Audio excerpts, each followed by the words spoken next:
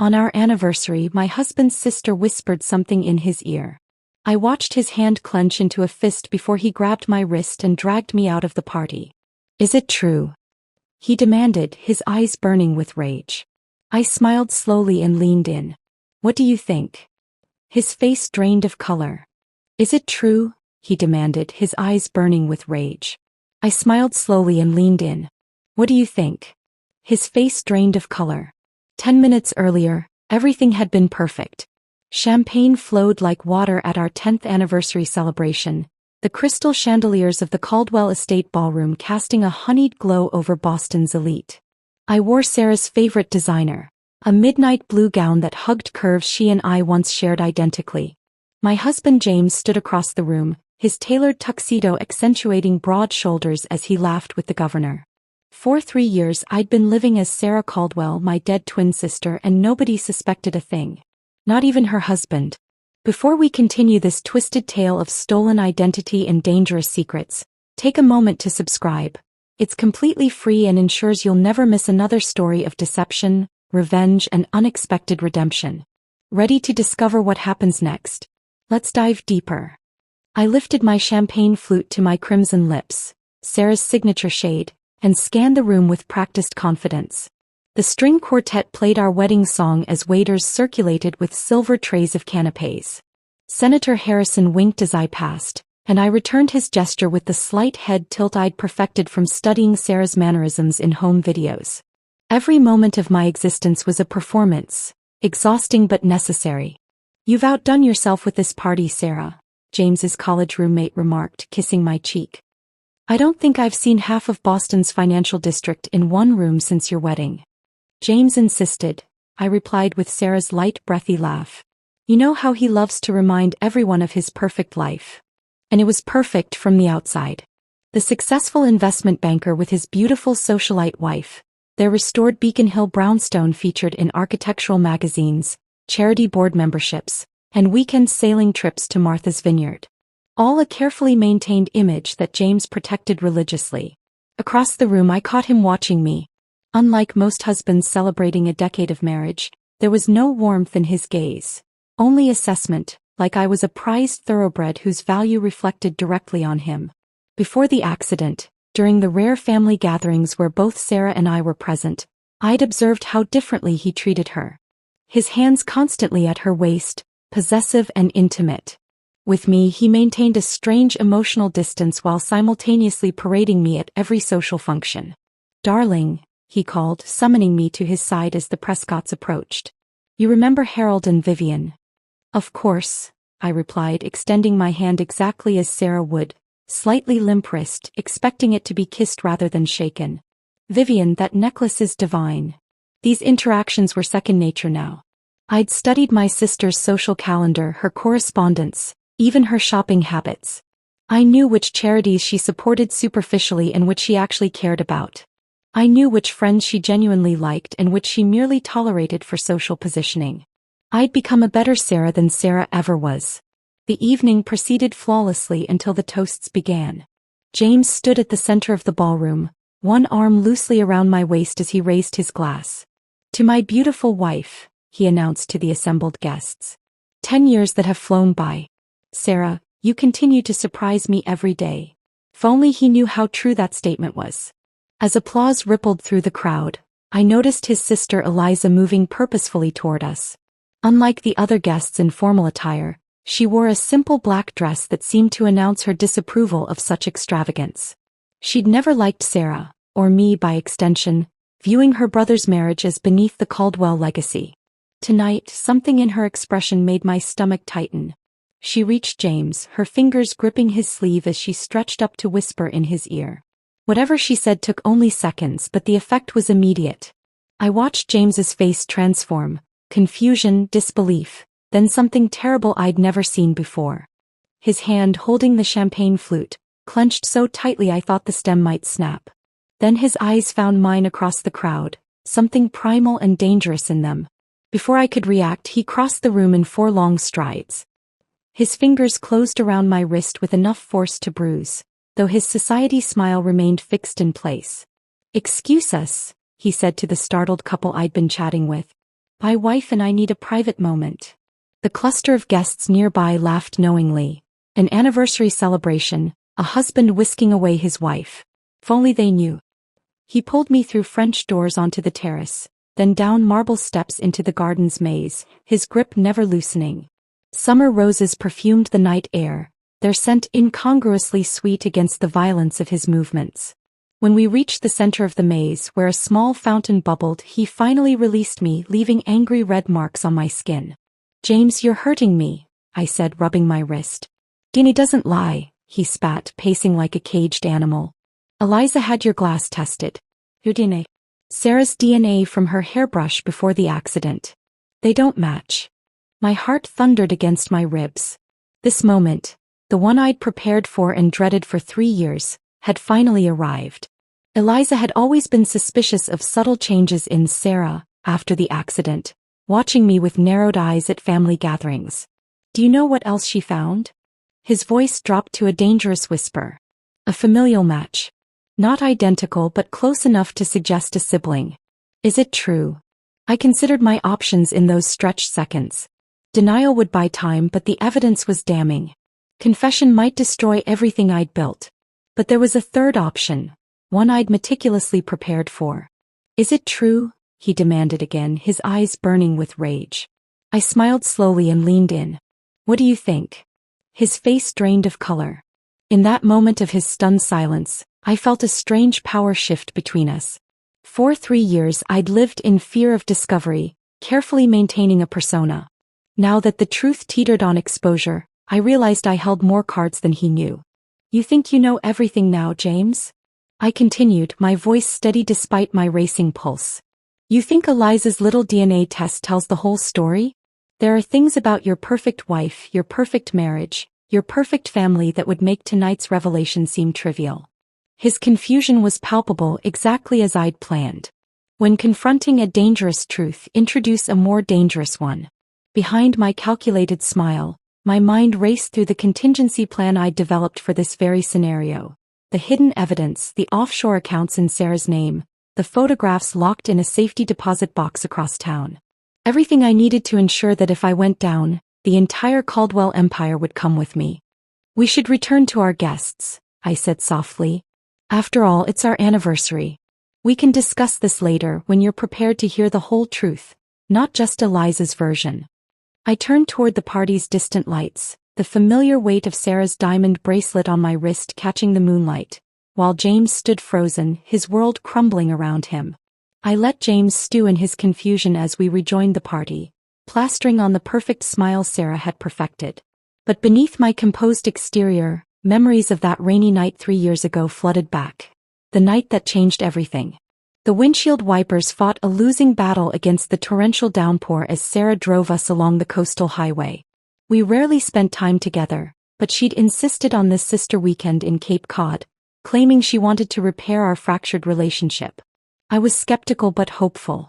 "James thinks I'm at a charity retreat," she said, tapping manicured nails against the steering wheel of her luxury sedan.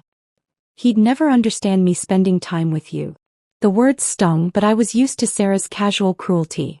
Since childhood, she'd wielded her 3-minute seniority like a weapon, establishing herself as the superior twin. Where I was bookish and reserved, Sarah was vibrant and calculating. She collected people like trophies, discarding them when they no longer served her purpose. "Still not over the James thing?" she asked, glancing sideways at my expression. "Honestly, Rachel, it's been 7 years. You dated for what? 3 months in college." 6, I corrected quietly. "And it was serious until you decided you wanted him." Sarah laughed, the sound both melodic and cutting. "He was obviously meant for me. Look at our life now." She flicked her wrist, diamond bracelet catching the headlights of passing cars.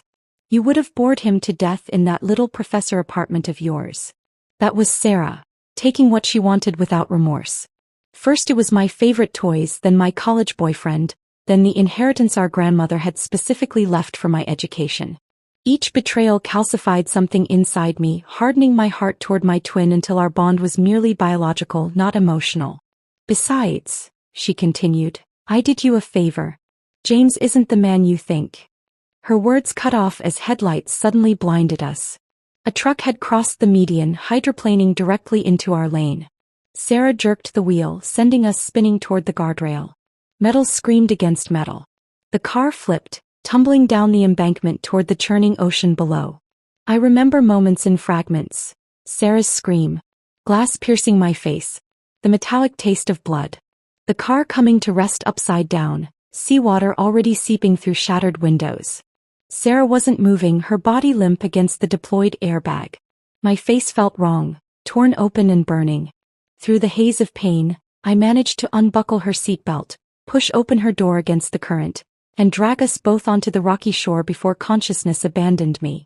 I woke in the hospital 3 days later, my face completely bandaged, tubes snaking from my arms. A nurse stood nearby, checking monitors.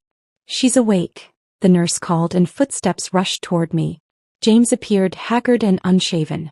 Behind him stood his sister Eliza, her expression unreadable. Neither had ever been able to tell Sarah and me apart without our different hairstyles or clothing choices. "Sarah," James said, gripping my hand. "Thank God. When they said one of you didn't make it." In that moment, with pain clouding my judgment and morphine loosening my inhibitions, I made a choice that would define the rest of my life. "Rachel's gone," I whispered, my voice hoarse from the breathing tube that had been removed earlier. The lie came easily, born from a lifetime of wanting what Sarah had. With my face unrecognizable beneath bandages, only Eliza knew both twins had been in the car. She frowned slightly but said nothing as James collapsed into tears against my hospital bed. The following months were excruciating, physically and mentally. Multiple surgeries reconstructed my shattered face using titanium plates and donor bone. The doctors told Sarah that I would look similar but never identical to my previous appearance. The perfect cover for subtle differences between twins. During my recovery, I committed fully to becoming Sarah. I read her journals, studied her handwriting, and watched home videos James brought to the hospital.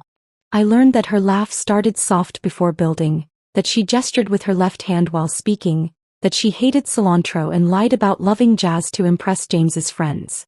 I also discovered darker truths. Sarah's diary revealed affairs with 2 of James's colleagues and a sustained relationship with someone she referred to only as M. She documented every encounter in meticulous detail, alongside notes about offshore accounts where she'd been siphoning funds from James's family business. When I was finally released from the hospital, my new face still tender and unfamiliar, I convinced James the first needed time alone in our Beacon Hill home to adjust. Instead, I used Sarah's keys to access her private safe deposit box at Boston National Trust. Inside, I found exactly what her diary suggested.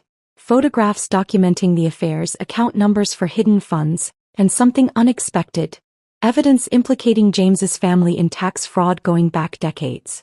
Sarah hadn't just been cheating, she'd been building insurance. These weren't the actions of a woman in a loving marriage but of someone preparing an escape. Had she planned to leave James? Blackmail the Caldwells? I'll never know her endgame, but her meticulous collection became my protection. I memorized every document before returning them to the box. If my deception was ever discovered, I'd need leverage against the powerful Caldwell family. What began as an impulsive decision in a hospital bed evolved into something more calculated. A chance to become the woman James thought he'd married, but better. More loyal. More loving. Yet as I assumed Sarah's life, her clothes, her friends, her marriage bed, guilt sometimes threatened to overwhelm me. Not for taking her identity, but for the growing realization that I was falling in love with her husband. The same man she'd stolen from me years ago was now mine through the greatest deception of all.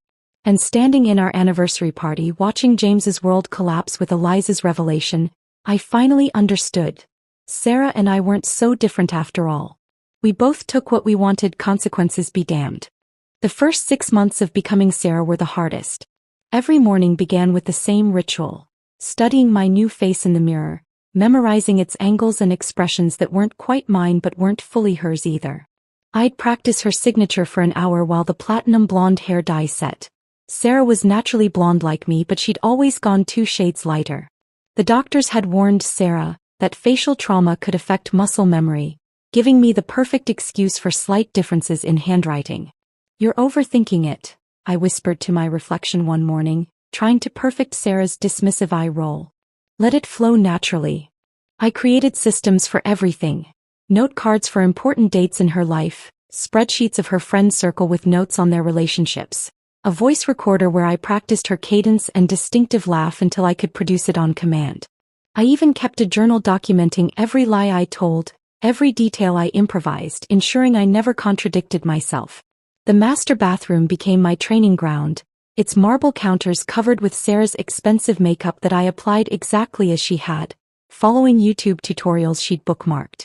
I learned to walk in her 4-inch heels, to hold a wine glass by the stem with just my fingertips, to tilt my head at the precise angle she used when listening intently. What I hadn't prepared for was navigating a marriage that was clearly falling apart before the accident. James and I circled each other like cautious strangers those first months. He attributed my distance to trauma and grief over losing my sister, while I interpreted his coldness as appropriate space for recovery. Gradually, I realized the truth was more complicated. "You don't have to sleep in the guest room anymore," I said one night 6 months after coming home from the hospital. "The doctors say my face has healed enough." James looked surprised. "Are you sure? Before the accident you said." I waited, heart pounding. "What had Sarah said?" "You said you needed space," he finished carefully. "That we needed to reassess our relationship after the charity season ended." I swallowed hard. Sarah's journals had hinted at marital discord but not its extent.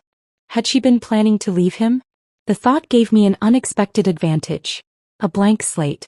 "The accident changed everything, James," I said, taking his hand. "Nearly dying makes you reconsider what matters.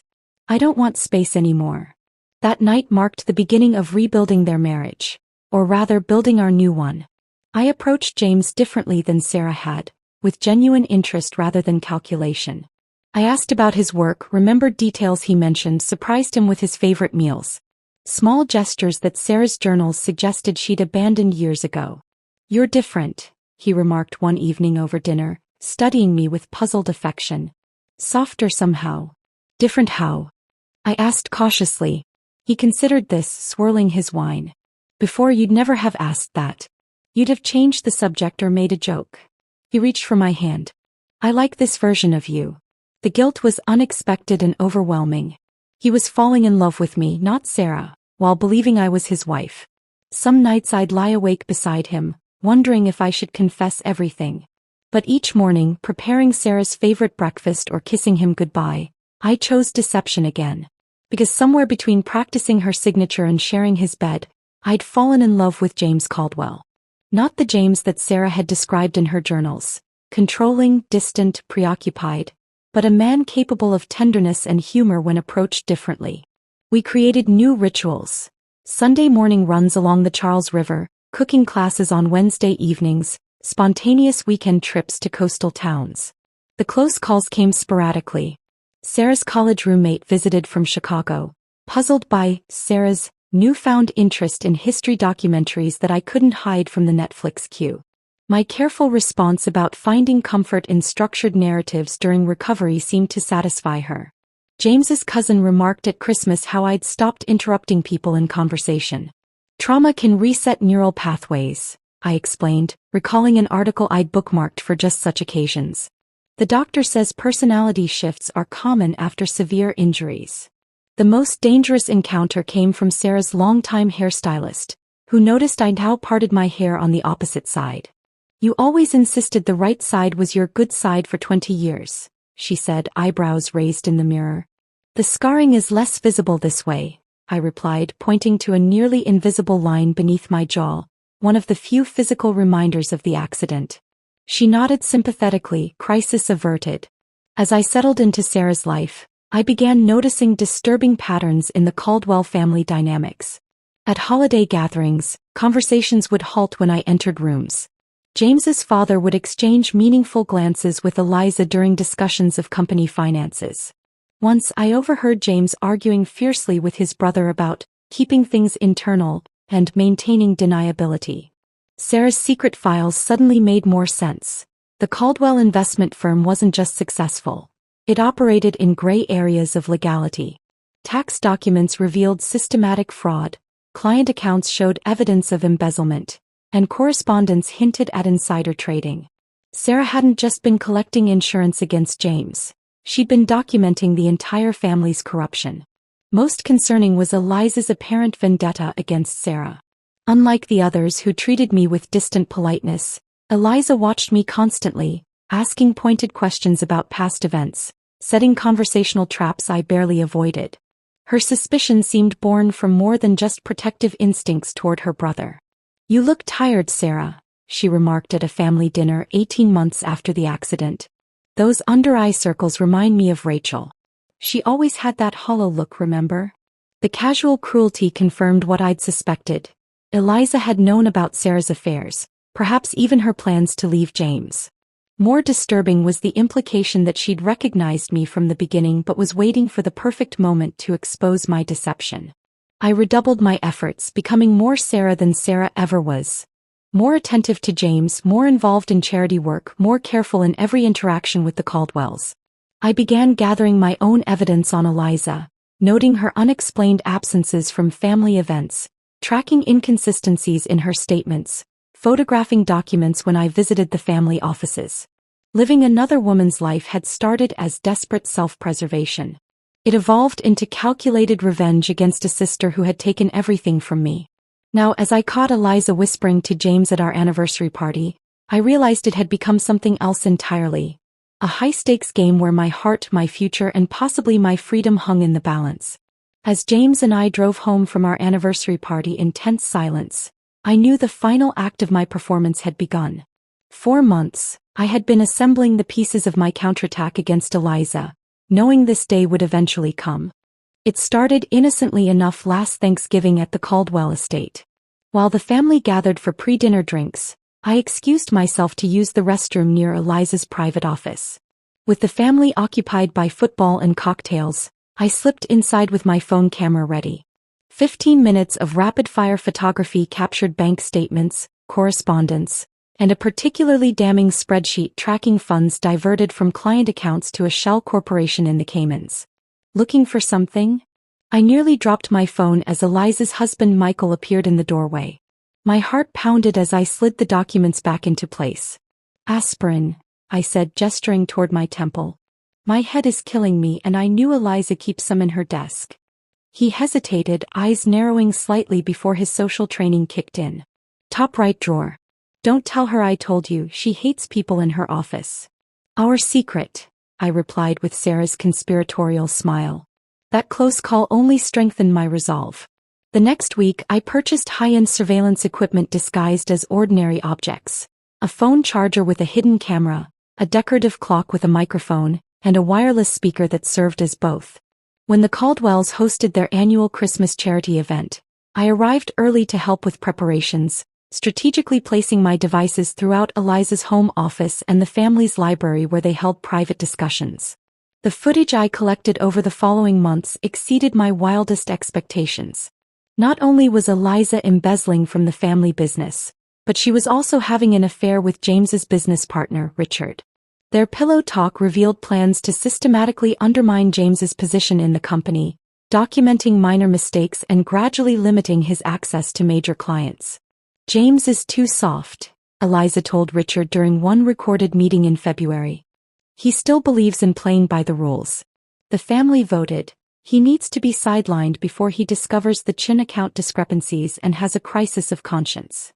Richard nodded, refilling their whiskey glasses. "Your father agrees?" "Daddy knows James would fold under SEC questioning. He's always been the weak link." Each revelation was carefully cataloged, encrypted, and backed up. I created a comprehensive digital archive of the Caldwell family's financial misdeeds spanning 3 generations. Tax evasion schemes, manipulated client accounts, bribed officials. I included Sarah's original evidence alongside my own, creating an ironclad case that could destroy the entire Caldwell empire. But documents alone weren't enough. I needed insurance. Someone outside the situation who could release everything if something happened to me. After careful consideration, I chose Dr. Monica Lynn, my former therapist from before the accident, who had no connection to Sarah or the Caldwells.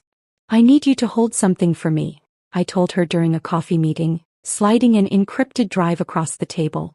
"It's insurance. If you don't hear from me every 30 days with a specific code phrase, or if anything happens to me, Deliver copies to these addresses.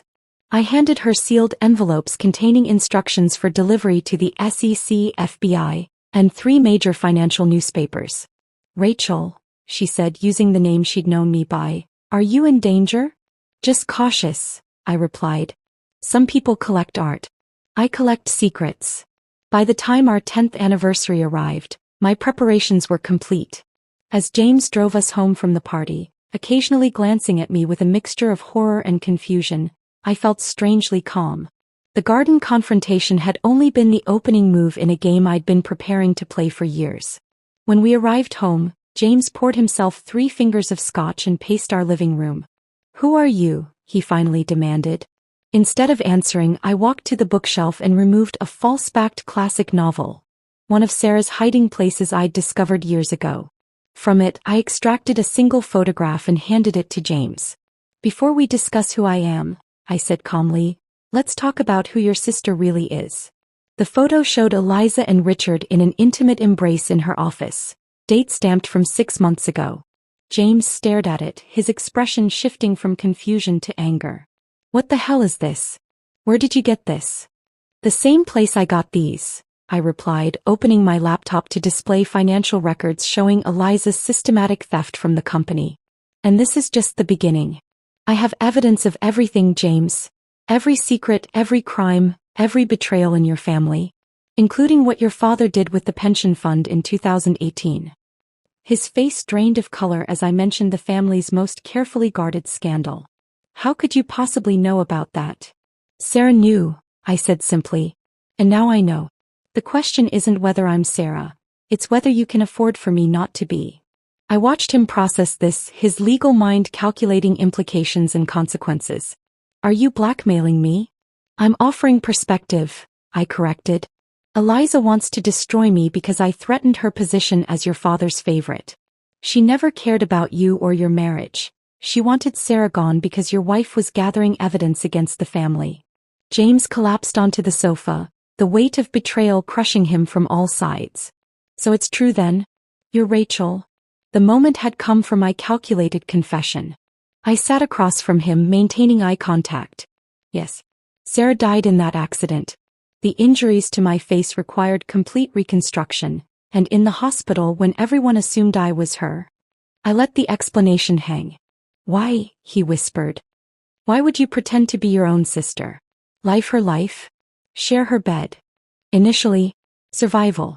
The doctor said I would need multiple surgeries, specialized care. Sarah had insurance, money, security, everything I'd lost when she stole you from me years ago. I leaned forward. But then something unexpected happened. I fell in love with you, the real you, not the man Sarah described in her journals. His expression hardened. And now you're threatening to destroy my family if I expose you. I'm ensuring mutual survival, I countered. Tomorrow morning you have a choice. You can tell everyone I'm an imposter and watch your family empire collapse under federal investigation, or you can stand beside your wife of 10 years and help me neutralize the real threat, Eliza. I rose and placed my hand on his shoulder, feeling him flinch beneath my touch. I've been a better wife to you than Sarah ever was. You said it yourself, you like this version of me. As I turned to leave him with his thoughts, he grabbed my wrist, not roughly like in the garden but with desperate confusion. If I agree to this arrangement, what happens next? I smiled, knowing I'd won. We continue our marriage. You help me remove Eliza from the company. In return, I'll protect your family's secrets, from everyone except you. No more lies between us. In the silence that followed, I saw resignation in his eyes. By morning, when he appeared in the kitchen and wordlessly poured himself coffee, I knew my transformation was complete. I had evolved from victim to deceiver to architect of my own future. We'll need a plan for Eliza, he said finally. I already have one, I replied. The Caldwell family's annual spring gala provided the perfect backdrop for our plan against Eliza. While outwardly maintaining the facade of perfect sister-in-law relations, James and I had spent weeks meticulously preparing her downfall. You're certain this will work? James asked as he adjusted his bow tie in our bedroom mirror. Eliza made one critical mistake, I replied, fastening Sarah's diamond earrings that now felt rightfully mine. She assumed she was the only one watching. We arrived separately at the gala. James directly from the office, I fashionably late in a gown Sarah would have chosen. The Caldwell patriarch greeted me with his customary kiss on the cheek, oblivious to the fact that his daughter had exposed me as an impostor to James. Eliza stood nearby, her triumphant smile barely concealed as she watched us. "Sarah," she said, embracing me with practiced insincerity. "James mentioned you weren't feeling well. I'm surprised you made it." "I wouldn't miss tonight for anything," I replied, matching her false warmth. "Especially with the exciting company announcement." Her smile faltered briefly. "Announcement? Didn't James tell you?" He insisted on keeping it a surprise. As I glided away, I caught James's eye across the room. He nodded imperceptibly and approached the small stage where a microphone stood ready. The crowd quieted as he tapped the glass in his hand. "Thank you all for coming tonight," he began, voice resonating with authority that had been missing in our early marriage. "The Caldwell Group has always prided itself on family leadership and integrity." Eliza moved toward the front, confusion evident on her face. "Tonight, I'm pleased to announce a restructuring of our executive team," James continued. "After reviewing our operational efficiency, the board has approved my recommendation for a new chief compliance officer who will report directly to me." His father frowned from the front row, clearly unaware of this development. "Richard Evans will be stepping down as partner effective immediately," James announced, causing a ripple of whispers. "And my sister Eliza will be transitioning from her role as CFO to head our new charitable foundation." Eliza's face contorted with rage as she realized what was happening. Her positions of power, both professional and as James's most trusted advisor, were being stripped away publicly. "Furthermore," James added, "we'll be conducting a comprehensive audit of all accounts under previous management, ensuring complete transparency for our clients and regulators." The message was unmistakable. Eliza pushed through the crowd toward James, but his father intercepted her, gripping her arm tightly while maintaining his public smile. Later that evening in the Caldwell estate study, the family confrontation unfolded exactly as we'd planned. "Have you lost your mind?" Eliza hissed at James. "You can't remove me. I built half those client relationships." "Show them, James," I said quietly from my position by the fireplace. James opened his laptop, displaying video footage of Eliza and Richard discussing their embezzlement scheme and their plans to undermine James. The elder Caldwell's face hardened as he watched. "Is this authenticated?" "Multiple sources," James replied. "And there's more. Records of transfers, altered documents, communications with offshore accounts." "She put you up to this," Eliza spat, pointing at me. "She's not even Sarah." "Tell them, James. Tell them she's an imposter." All eyes turned to James. The moment of truth had arrived. "My wife has been instrumental in uncovering your betrayal," he said evenly. "Whether you accept her or not is irrelevant. The evidence speaks for itself." "DNA doesn't lie," Eliza insisted desperately. "Neither do bank records," I countered, stepping forward. "You have a choice, Eliza. Accept the generous offer to head the foundation, with strict financial oversight of course, or explain to federal investigators why client funds were diverted through your personal accounts." The ultimatum hung in the air as Eliza realized her defeat. She had gambled on exposing me without anticipating I had assembled my own weapon against her. "This isn't over," she whispered, but the fight had drained from her voice. As we left the estate that night, James took my hand in the car, the first genuine gesture of partnership since the anniversary revelation. "That was masterfully done," he said, his voice a mixture of admiration and lingering wariness. "I learned from the best," I replied. "Sarah taught me that power lies in knowing people's secrets." Following Eliza's effective neutralization, James and I established a new kind of marriage, one built on pragmatic truth rather than romantic illusion. He knew who I really was and I understood the family I had married into. We were accomplices now, bound by mutual secrets and survival. "We need to discuss the parameters," James said one evening in his home office, legal mind always seeking structure. "What exactly is this arrangement between us?" "Publicly nothing changes," I explained. "I remain Sarah Caldwell, your devoted wife. You remain the rising star of the Caldwell Group, untarnished by scandal." "And privately?" I considered his question carefully. Privately, no more lies. You know I'm Rachel. I know about your family's financial misdeeds. We hold each other's destruction in our hands. That's not a marriage, he objected. That's mutually assured destruction. Perhaps, I conceded. But it could become something else over time. Something genuine. The transition wasn't smooth. Some nights, James would look at me across the dinner table with confusion in his eyes, as if trying to reconcile the woman he had grown to love with the knowledge of my deception. Other times he would ask about Rachel, about me, trying to separate the real person from the performance. Did you always love books, or was that Sarah? He asked once. That was me, I admitted. Sarah preferred magazines and social media. She never finished a novel in her life. And the cooking classes we take? Also me. Sarah ordered takeout or had staff prepare meals. Gradually, these conversations painted a picture for James of the woman he had actually been living with, and how different she was from the wife he thought he'd married. To my surprise, he seemed to prefer the truth. I think I've been happier these past 3 years than in the 7 before, he confessed one night. I always felt Sarah was playing a role, that she married me for the Caldwell name. The woman I've been with since the accident. You seem to genuinely care. I do care, I whispered, the admission frightening in its vulnerability.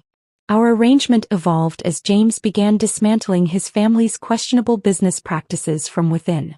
He hired legitimate compliance officers, returned misappropriated funds through complex legal maneuvers, and gradually steered the Caldwell Group toward ethical operation without triggering public scandal.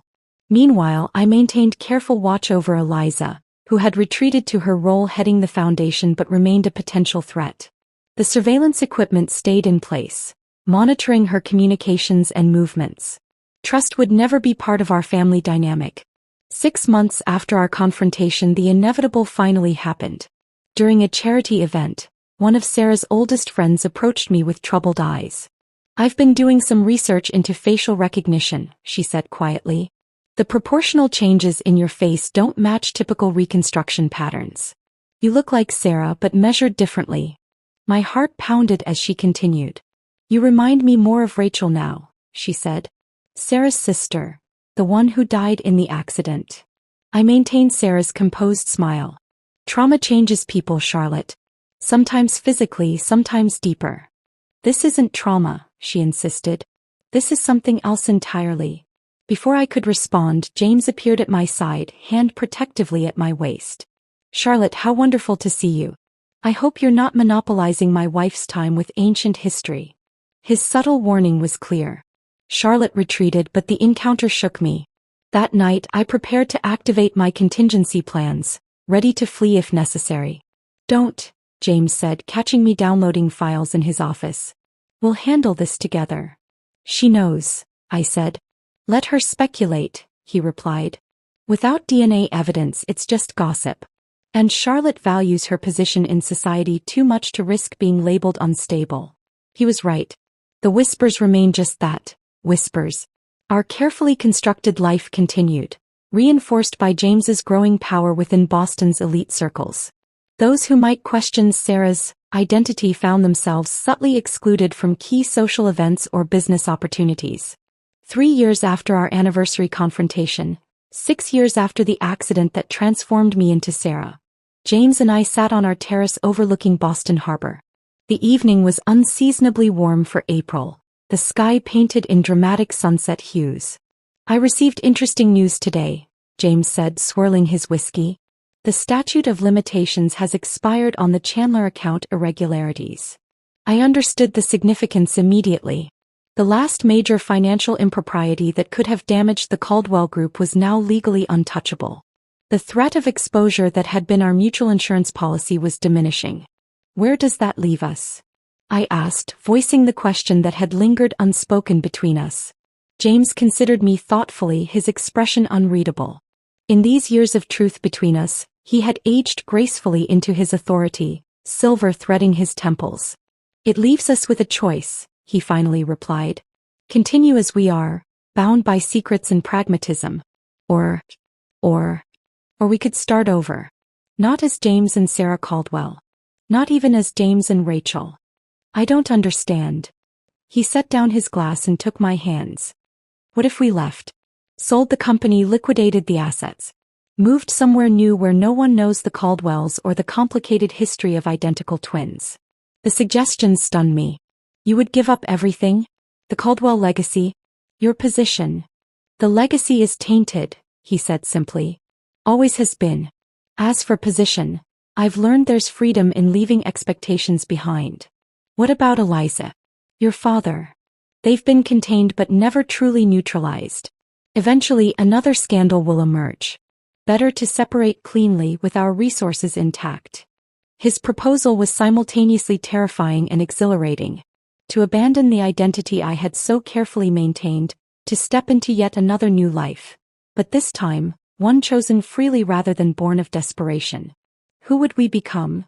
I asked. Whoever we want, he replied. That's the point. 3 months later, we signed the final papers transferring control of the Caldwell Group to a management team led by James's most trusted lieutenant. Eliza fought the sale viciously but was overruled by her father, who had grown weary of corporate battles and familial tension. The night before our departure from Boston, I stood in our bedroom looking at my reflection. The face that gazed back was neither fully Sarah's nor the Rachel I had been before. It was uniquely mine, forged through accident, deception, and ultimately choice. James appeared behind me, placing a gold compass in my hand. For our new direction, he said simply. Do you ever miss her? I asked, the question that had haunted me for years finally spoken aloud. The real Sarah? He considered this carefully. I miss the idea of her sometimes, the woman I thought I married. But I've come to realize she never truly existed. Sarah projected whatever image served her purpose in the moment. And me? The woman who took her place. James turned me to face him directly. You began as her mirror image, reflecting what you thought I wanted. But somewhere along the way you became real. More authentic than she ever allowed herself to be. Even built on deception? Especially then, he said, brushing his fingers along my cheek. You had to discover who you truly were while pretending to be someone else. Perhaps the hardest path to authenticity imaginable. The following morning, we boarded a private plane with new passports bearing names we had chosen together. The woman who had been Sarah Caldwell, who had been Rachel Morgan before that, embarked on her third life. This one chosen with clear eyes and, improbably, with love that had survived the ultimate test of truth. As Boston disappeared beneath us, I closed Sarah's diary for the final time. No more signatures to practice, no more mannerisms to mimic. The ultimate revenge against my sister wasn't taking her identity, but finding happiness in the life she had never appreciated. Ready? James asked as we reached cruising altitude. I smiled. My own smile, not Sarah's practiced one. I've been ready since that night in the hospital. I just didn't know what I was waiting for. The deception that began as survival and evolved into revenge had ultimately become the strangest form of salvation. My sister's face had given me a second chance, but it would be my own heart that would define what I did with it. My sister, who manages a luxury resort in Bali, called and asked, "Where's your husband?" I said, "On a work trip in London." She whispered, "He's here with another woman throwing cash from your card." Next day he panicked. His girlfriend robbed him blind and trashed his room. Karma served tropical style. "Where's your husband?" My sister Carmen's voice cut through the line with such urgency that I froze, the pancake batter dripping from my spatula onto the kitchen floor. The international call from Bali had come at 7:13 a.m. on a Tuesday, the worst possible time in my chaotic morning routine with 3 boys under 7. In London. Business trip. Why? I balanced the phone between my ear and shoulder while wiping up the mess with my free hand. The silence that followed lasted only seconds but felt eternal. When Carmen finally spoke, her voice dropped to a whisper. "He's here, Heather. At my resort. With another woman. They're throwing cash around like confetti, from your card." The spatula clattered to the floor as my world imploded. "Mommy. Albert won't put his shoes on again." Bruce called from the living room, his serious 6-year-old voice trying to sound grown up as he dealt with his youngest brother. "Just a minute, honey." I called back, amazed my voice sounded almost normal while my insides turned to ice. "Carmen, are you absolutely sure? I'm watching them from my office right now. They're at the infinity pool." He's ordering $300 champagne at 10 p.m. local time while this blonde feeds him strawberries. I recognized him immediately from your Christmas photos. I stepped into the pantry, quietly pulling the door nearly closed. Through the crack, I could see Alan at the kitchen table, his SpongeBob cereal now mostly on the floor as he concentrated on coloring instead of eating. Bruce was kneeling to help Albert with his shoes, the two dark-haired boys huddled together on the rug. My children. My beautiful boys who needed stability. School supplies. Speech therapy for Albert. Special reading tutoring for Bruce that insurance wouldn't cover. All while their father was apparently living it up in Bali with another woman. Send me a picture, I whispered, then added, please tell me you're mistaken. Checking into the Emperor Suite under Mr. and Mrs. Tyler Bennett. Using your joint platinum Amex. I'll send photos now. My phone pinged seconds later. I stared at the image. Tyler lounging shirtless by a pool, his arm draped around a woman with long blonde hair who definitely wasn't me. His wedding ring nowhere to be seen. The second photo showed him clearly signing a spa receipt with a flourish, the woman kissing his neck as he grinned. He told me he was finalizing that distribution deal in London, I said, my voice hollow. Said he'd be unreachable most of the time because of meetings. The only meetings he's having are with the spa masseuse and this woman. They've booked couples treatments every day. I leaned against the pantry shelves, knocking over a box of Bruce's favorite dinosaur-shaped mac and cheese. The little cardboard rectangles scattered across the floor, much like my marriage was scattering before my eyes. Mommy? Are you hiding? Alan's curious face appeared at the pantry door, milk dribbling down his chin. His hazel eyes, just like Tyler's, widened when he saw my face. Are you sad? I wiped my cheeks quickly. No, honey. Just a little work problem. Go finish your breakfast, okay? We need to leave for school soon. As Alan trudged back to the table, I pulled up our joint banking app.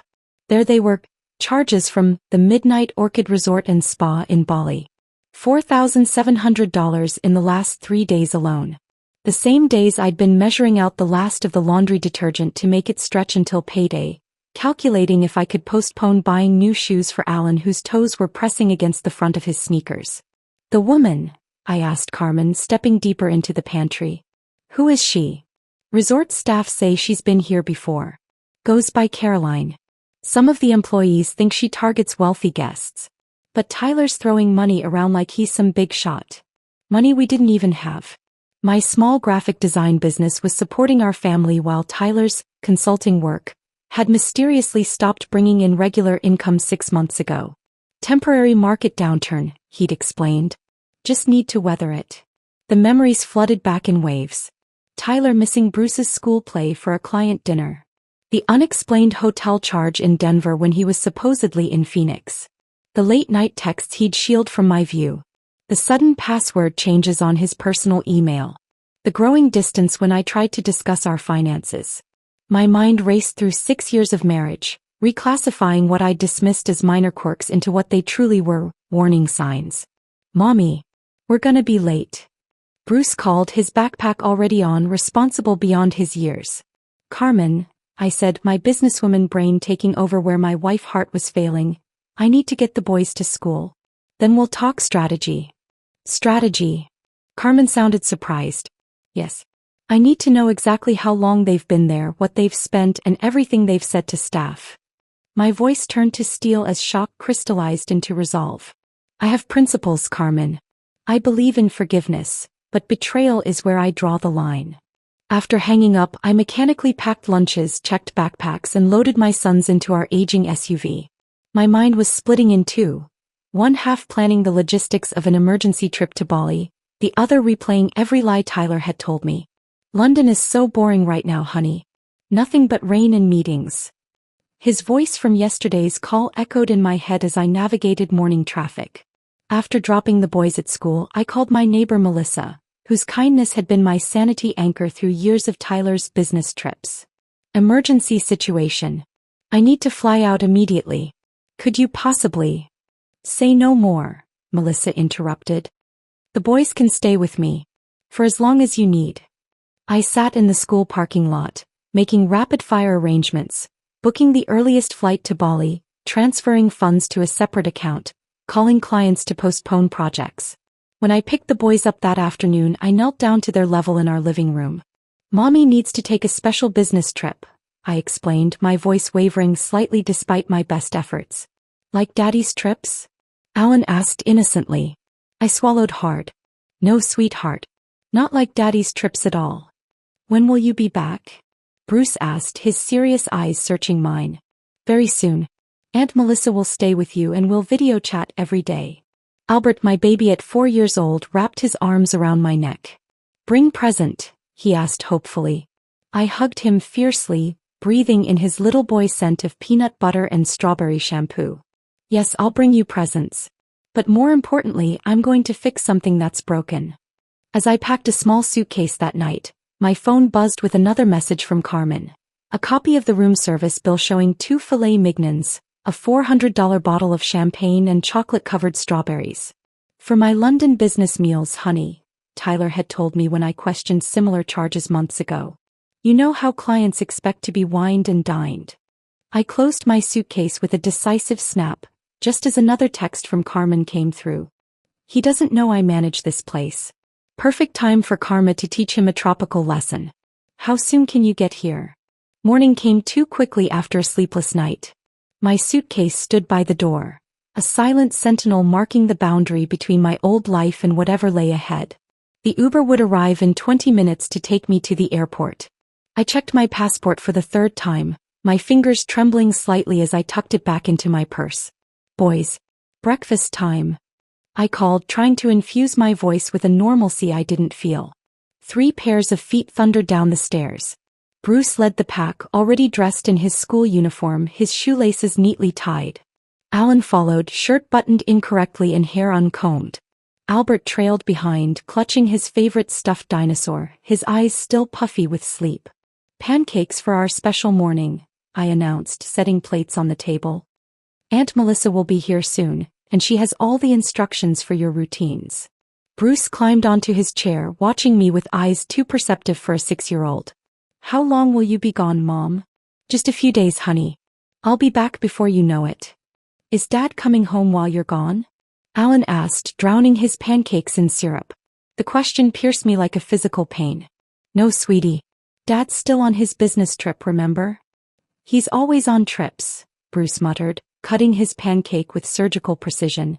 The doorbell rang, Melissa arriving with her warm smile and endless patience.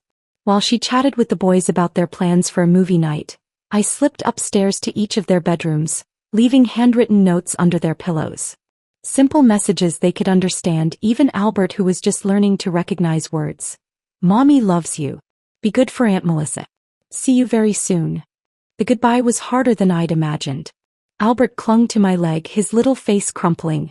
"No go, Mommy," he whimpered, tears spilling down his cheeks. I knelt down, gathering him into my arms. "Just for a few sleeps, baby. Then Mommy will be right back."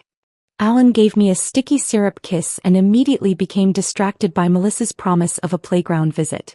Bruce stood straight-backed by the door, his expression solemn. "I'll take care of them, Mom," he said quietly as I hugged him goodbye. "I'll be the man of the house." His words shattered something deep inside me. At 6 years old, my son was already trying to fill the void his father had left. Tyler's physical and emotional absences had trained our firstborn to assume responsibilities no child should bear. "Just be Bruce," I whispered, kissing his forehead. "That's all I want you to be." In the Uber, I finally allowed the tears to flow. By the time I reached the airport, I had compartmentalized my emotions. A skill honed through years of juggling motherhood, business ownership, and an increasingly distant marriage. The international terminal buzzed with activity as I checked in for my flight. Chicago to Los Angeles, then the long haul to Denpasar, Bali. 20 hours in transit with nothing but my thoughts and the occasional update from Carmen. As I settled into my window seat for the first leg, my phone pinged with a new message from her. "They're booking a sunset cruise for tomorrow. $900 for the romantic package. Using your joint Amex again." I closed my eyes, leaning my head against the cool window as the plane taxied toward the runway. The flight attendant's safety demonstration faded into background noise as memories flooded my consciousness. Tyler holding my hand through 19 hours of labor with Bruce, his face pale but determined as he coached me through each contraction. "You're the strongest woman I know," he had whispered as they placed our firstborn in my arms. The pride in his eyes when Alan arrived 18 months later. A quick and easy birth that had us joking about possibly having a dozen more. "Our perfect little family is growing," he had said, cradling Alan while Bruce peered curiously at his new brother. Albert's difficult birth. The emergency C-section. The terrifying hours of uncertainty. Tyler had been there through it all, sleeping in the uncomfortable hospital chair, bringing me ice chips and gentle encouragement. When had it changed? The shift had been so gradual I'd barely noticed it happening. Tyler's networking events growing more frequent. His excitement about family time diminishing as his ambitions seemingly grew. The subtle distance that appeared when I'd mention household expenses or the children's needs. The Los Angeles connection passed in a blur. Seated on the Trans-Pacific flight, I scrolled through Carmen's updates, each one driving the knife deeper. A photo of Tyler and Caroline at the resort's exclusive adults-only pool cabana. She ordered a $200 massage for him poolside, Carmen wrote. Another image, the couple entering the resort's high-end jewelry boutique. He bought her sapphire earrings. $1,750. My mind flashed to last month when Bruce needed new glasses. "Can it wait until next quarter?" Tyler had asked. "Cash is a bit tight right now." The same week, apparently, he'd purchased a new set of golf clubs I'd discovered on our credit card statement. "Client relationship building," he'd explained. Hour 13 of my journey, somewhere over the Pacific, another message arrived that broke me.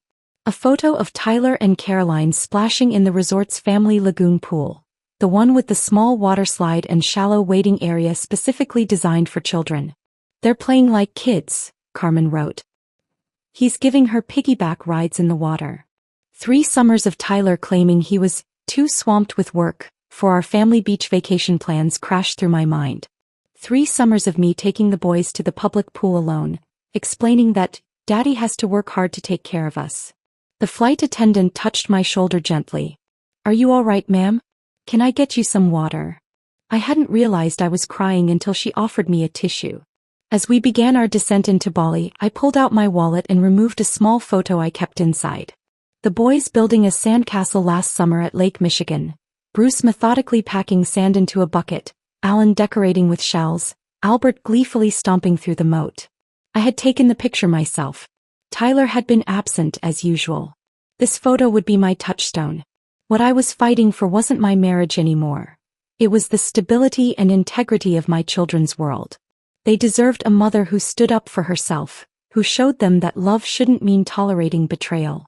The business part of my brain had been working throughout the long flight. I had drafted emails to my attorney, documented every charge Tyler had made at the resort, and created a preliminary financial separation plan.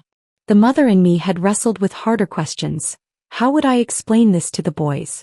How could I protect their relationship with their father while being honest about why our family was changing? The plane touched down with a gentle bump.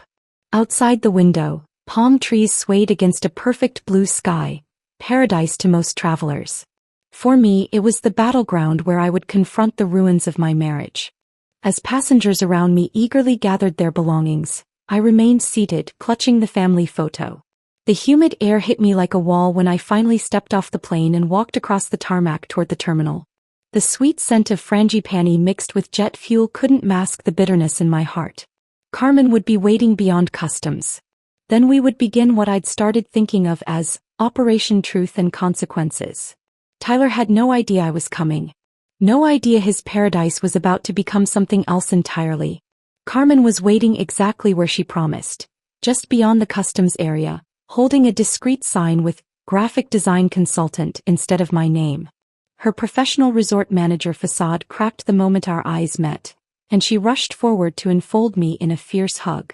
"You look exhausted," she whispered, pulling back to study my face. Her fingers gently traced the lines around my eyes that hadn't been there during her Christmas visit 6 months ago.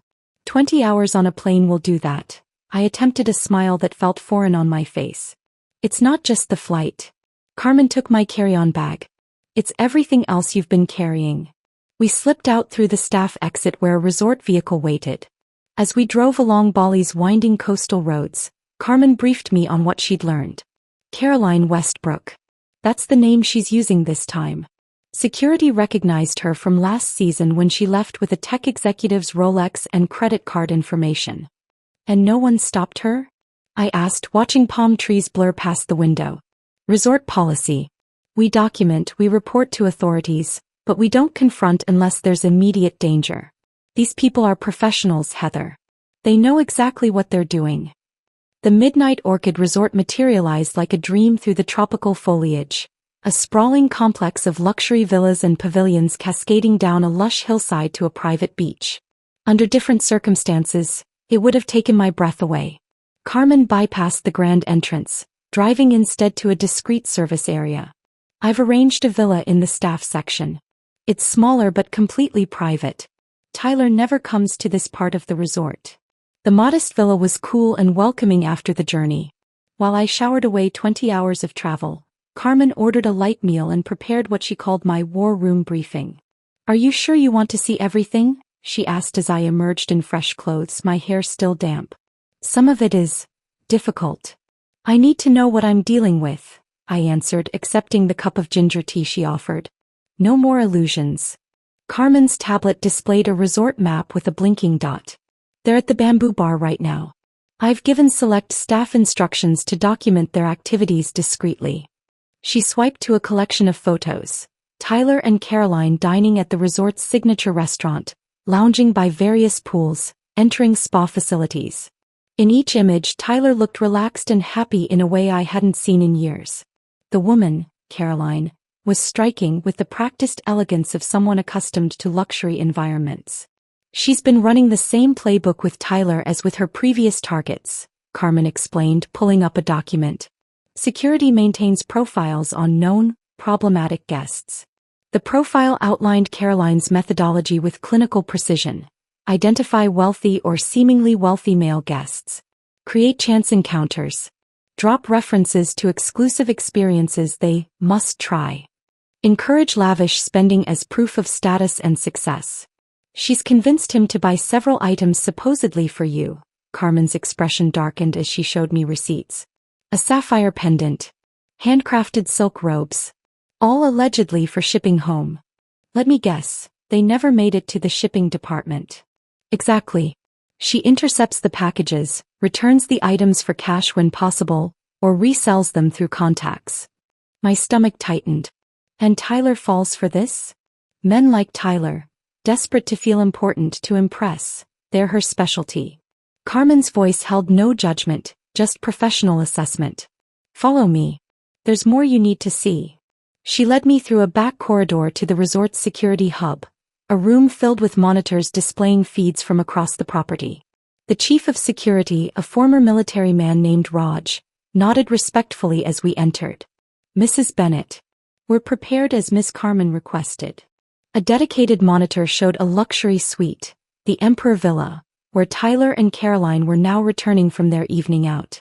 My husband loosened his tie, laughing at something she said as they entered the expansive living area.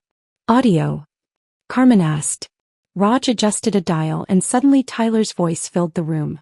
Should see the look on their faces in meetings when I close a deal. That's why they pay me the big bucks, babe. I nearly gasped aloud. Tyler hadn't closed a major deal in over a year. Our savings had been quietly dwindling while he maintained the fiction of success. Caroline pressed against him, her voice a practiced purr. You should celebrate properly then. I was thinking that private yacht charter tomorrow. Anything for you, Tyler replied, his hands roaming possessively over her body in a way that should have hurt me to watch. Instead, I felt oddly detached, like I was observing strangers in a film. We can document financial transactions if needed for your legal proceedings, Raj offered quietly. All authorized expenses are logged in our system. I nodded gratefully, unable to speak as I watched Tyler, the father of my children, the man who had promised to build a life with me, input his PIN at the in-room safe to withdraw more cash. That money, I finally said, was supposed to pay for Bruce's educational assessment next month. And Albert's speech therapy. Carmen squeezed my shoulder silently. The evening progressed with Tyler and Caroline ordering champagne service, then moving to the bedroom area where I insisted the monitors be muted. Some things I didn't need to witness.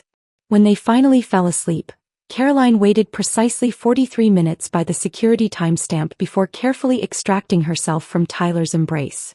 With practiced efficiency, she moved around the darkened suite, checking his wallet, phone, and laptop. She photographed his credit cards from both sides before replacing them. From her own bag, she produced a small bottle, adding drops to the remaining champagne in Tyler's glass. Mild sedative, Raj explained. Enough to ensure deeper sleep but not dangerous. For the next hour, we watched her systematic execution of what was clearly a well-rehearsed plan. She made calls in whispered Mandarin from the bathroom, packed her designer luggage, transferred items from Tyler's suitcase to hers, including his expensive watch and cufflinks. Most surprisingly, she removed a family photograph from the bottom of Tyler's suitcase, one I recognized from our living room. Without hesitation, she tore it in half, scattering the pieces on the floor with deliberate carelessness. Creating evidence of a lover's quarrel, Carmen explained. Standard misdirection. By 3 a.m., Caroline had ransacked the room with strategic precision, enough disorder to suggest a heated argument and hasty departure, but nothing so extreme as to immediately suggest theft. She used Tyler's own credit card to order a resort car, signed his name to the bill with a flourish, and vanished into the Balinese night with over $8,000 in cash and valuables. Throughout it all, Tyler slept on, oblivious to both the betrayal and the silent witnesses to his humiliation. Karma, Carmen said softly as we returned to my villa just before dawn, doesn't always need our help to find its target. I sat on the small porch, watching the first hints of sunrise touch the horizon. The weight that had crushed my chest since Carmen's first call had shifted somehow. Not lightened, perhaps even heavier, but differently shaped. What happens now? Carmen asked, joining me with fresh coffee. Now, I replied, taking the steaming cup, we wait for him to wake up and discover his paradise has turned to ashes. The call came at precisely 10:17 a.m. I had been dozing on the villa's small porch, jet lag finally claiming victory after the emotional surveillance marathon.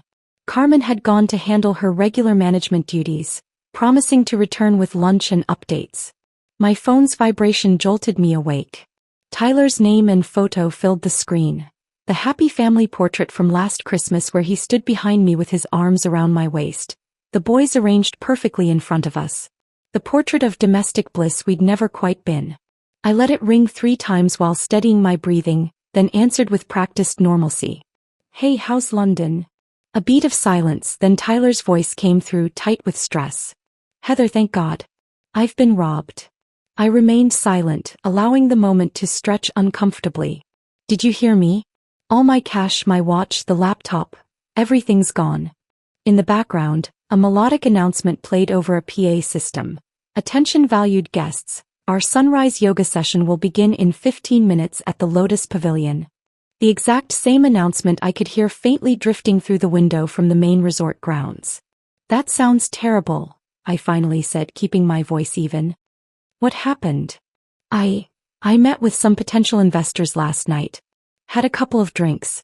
Woke up this morning to find my hotel room trashed and everything valuable gone.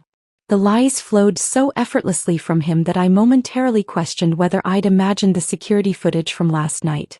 Had 6 years of marriage conditioned me to doubt my own reality in favor of his? Including your wedding ring? I asked quietly. What? No, he fumbled. I took it off before showering. It's still here. Another lie. He hadn't worn his wedding ring in Bali at all, according to Carmen's photos. The important thing, he continued, his voice shifting into the cajoling tone I recognized from countless previous financial emergencies, is that I need to handle this quickly.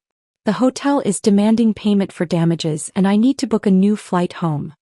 How much? I asked, a strange calm settling over me. 5,000 should cover everything. I know it's a lot, but this deal I'm working on will more than make up for it next month. Just like the last deal.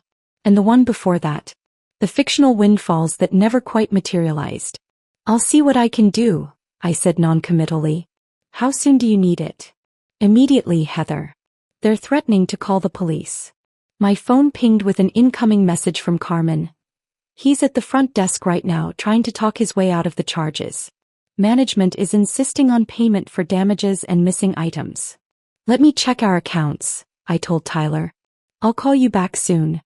After hanging up, I moved into action mode. First, a call to Melissa to check on the boys. They're doing great, she assured me.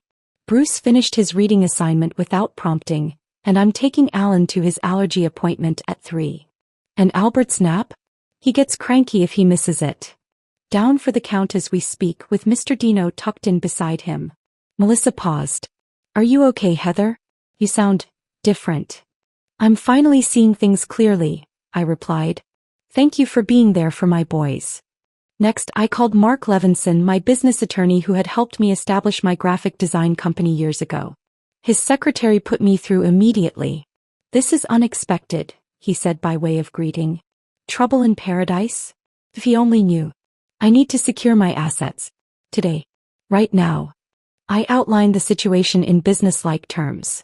Fraudulent credit card charges, suspected financial infidelity, evidence of sustained deception.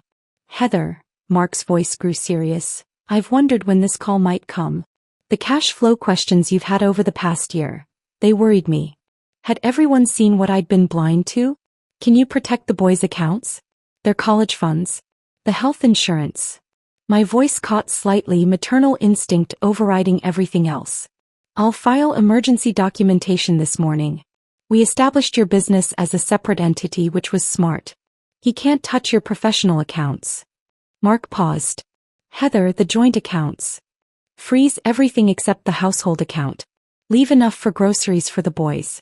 Nothing else. While Mark worked his legal magic remotely, I opened my laptop to handle another crucial task, canceling our joint credit cards. I created a new card in my name only, expedited to Melissa's address. The customer service representative was sympathetically efficient once I mentioned potential fraud. My phone buzzed again. Tyler. Heather. Did you wire the money? They're getting impatient here. Actually, I said, grateful for the 10,000 miles between us that allowed me to maintain my composure, I'm having trouble accessing our accounts. There seems to be some kind of fraud alert. His sharp intake of breath was audible. What do you mean? Multiple charges from Bali flagged as suspicious. Strange, right? Since you're in London. Silence stretched between us, thousands of miles of it, filled with the weight of unspoken truths. Heather, I can explain. I'll tell you what, I cut in smoothly. I'm meeting with a client this evening, but after that, why don't we video chat with the boys? They miss you. The change of subject disoriented him.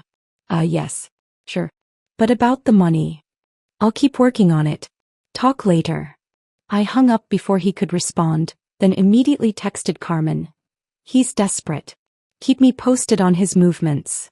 Carmen's response came quickly. Resort has given him until 6 p.m. to settle his bill or they're involving authorities. He's making calls from the business center. With a few hours to breathe, I scheduled a video call with the boys for after their dinner. By then, Tyler would be approaching his deadline with the resort, maximizing his distress while I connected with our children. When the call connected that evening, 3 eager faces crowded the screen, their overlapping voices creating a symphony I hadn't realized how desperately I needed to hear. Mommy. We made cookies. I saw a really big bug. Miss you, Mommy. I drank in their faces. Albert with chocolate smeared across his cheek, Alan bouncing with barely contained energy, Bruce more reserved but eyes bright with excitement. I miss you all so much, I said truthfully. Are you being good for Aunt Melissa? Bruce is being a bossy pants, Alan reported solemnly. I am not. I'm helping. Bruce protested. You're both doing great, I assured them. Bruce, how was reading practice today? While Bruce detailed his progress with sounding out difficult words, I noticed him reaching for something off-screen. I made this for you, Mom, he said, holding up a crayon drawing to the camera. It showed 4 stick figures, clearly labeled Mom, Bruce, Alan, and Albert, standing before a house with a bright yellow sun overhead. No 5th figure. No father. It's our family, Bruce explained unnecessarily. Where's Daddy? I asked gently, though I already knew the answer. Bruce shrugged, his small face serious. He's not here. He's always working. I bit my lip hard to keep tears at bay. It's beautiful, honey.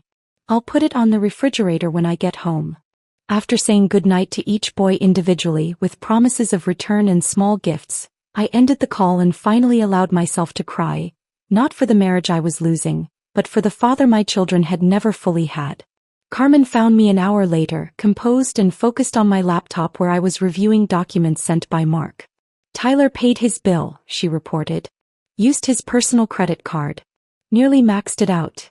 Of course he did, I murmured, closing my laptop. Is everything arranged for tomorrow? Yes.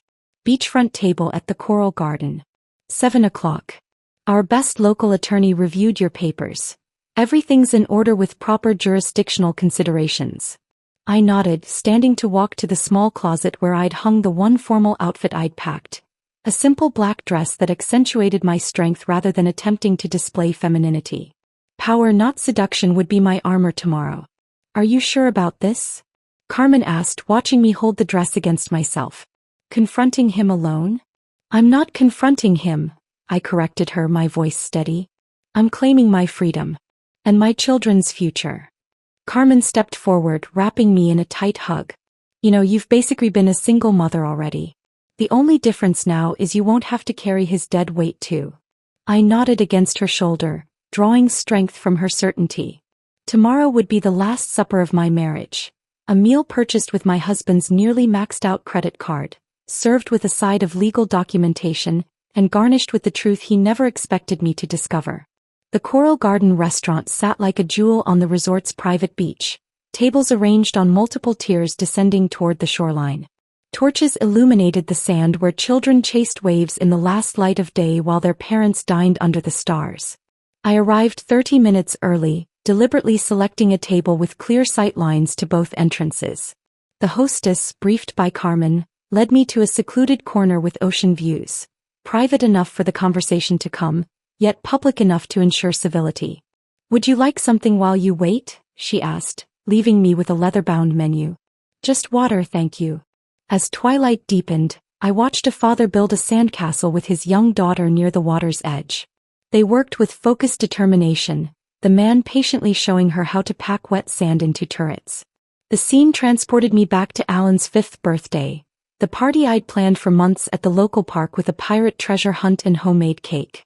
Tyler had called 2 hours before it started. Emergency client situation, he'd explained breathlessly. The Miller account is falling apart. I have to go in. I'd managed the party alone, explaining to confused guests why Alan's daddy couldn't make it, then stayed up until midnight cleaning while Tyler texted that the emergency was running long. Now I wondered which woman had been the true emergency that day, Caroline or another like her in a different city. The divorce papers rested in my handbag alongside printouts of the security photos and 3 precious drawings I'd brought from home, packed carefully in my luggage. A physical reminder of what truly mattered. The family Tyler had abandoned long before this Bali fiasco. At exactly 7 o'clock, Tyler appeared at the restaurant entrance. Even from a distance I could see the strain in his posture. The rumpled clothes, the nervous glances, the hand repeatedly checking his empty pocket where his wallet should have been. The maitre d' directed him toward my table and I straightened my spine, engaging the power I'd found in this strange, terrible journey. Heather. Relief washed over his face as he approached. Thank God. This trip has been a complete disaster. He leaned down as if to kiss me. I turned my cheek slightly, offering the barest minimum of contact. He dropped awkwardly into the chair across from me, immediately launching into his prepared narrative. The London meetings were going great. The distribution deal was practically signed, when my hotel room was broken into. Everything gone. Passport, wallet, laptop with all the contract details. He ran his hand through uncombed hair. I've been dealing with the British police all day. I sipped my water, letting the lies pile up between us. Lies told with such conviction that for a fleeting moment, I could almost see the London hotel room he'd never visited, the police report he'd never filed. They're making me pay for damages to the room if you can believe it. He leaned forward, lowering his voice. Were you able to transfer the money? I need to get home. Home, I repeated softly. To the boys. A flicker of confusion crossed his features. Of course. And you. The addition felt like an afterthought. How are they? The boys. I asked, watching his expression carefully. They're good, I'm sure. With your mom, right? Melissa actually. Our neighbor. The fact that he couldn't remember who was caring for his children spoke volumes. The server approached, and Tyler ordered the most expensive steak on the menu along with a bottle of wine. I requested a simple pasta dish. Let him enjoy his last extravagance on our rapidly depleting credit. So the money? He pressed after the server departed. I reached for my handbag, removing a manila envelope. Tyler's eyes lit up with visible relief, until I extracted not a bank transfer confirmation but a glossy 8x10 photograph of him and Caroline entering the Emperor Suite. This isn't London, I said quietly, placing the photo on the table between us. His face drained of color. I can explain. This isn't a business trip. A second photo joined the first, Tyler and Caroline at the infinity pool. This isn't a robbery. A third photo, Caroline methodically packing Tyler's valuables into her suitcase while he slept. She set me up, he stammered, eyes darting around as if seeking escape routes. I met her at the bar. She must have drugged me.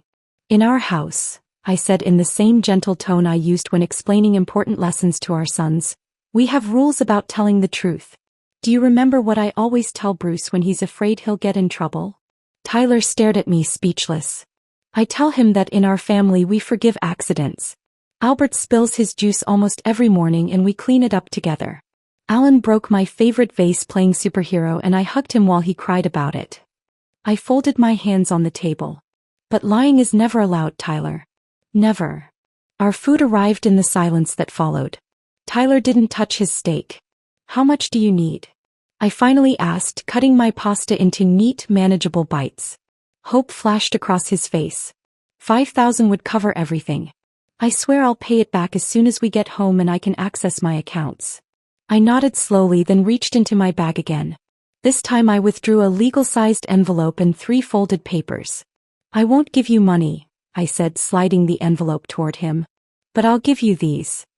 His confusion turned to shock as he opened the envelope and found divorce papers, already completed with my signature on every marked line.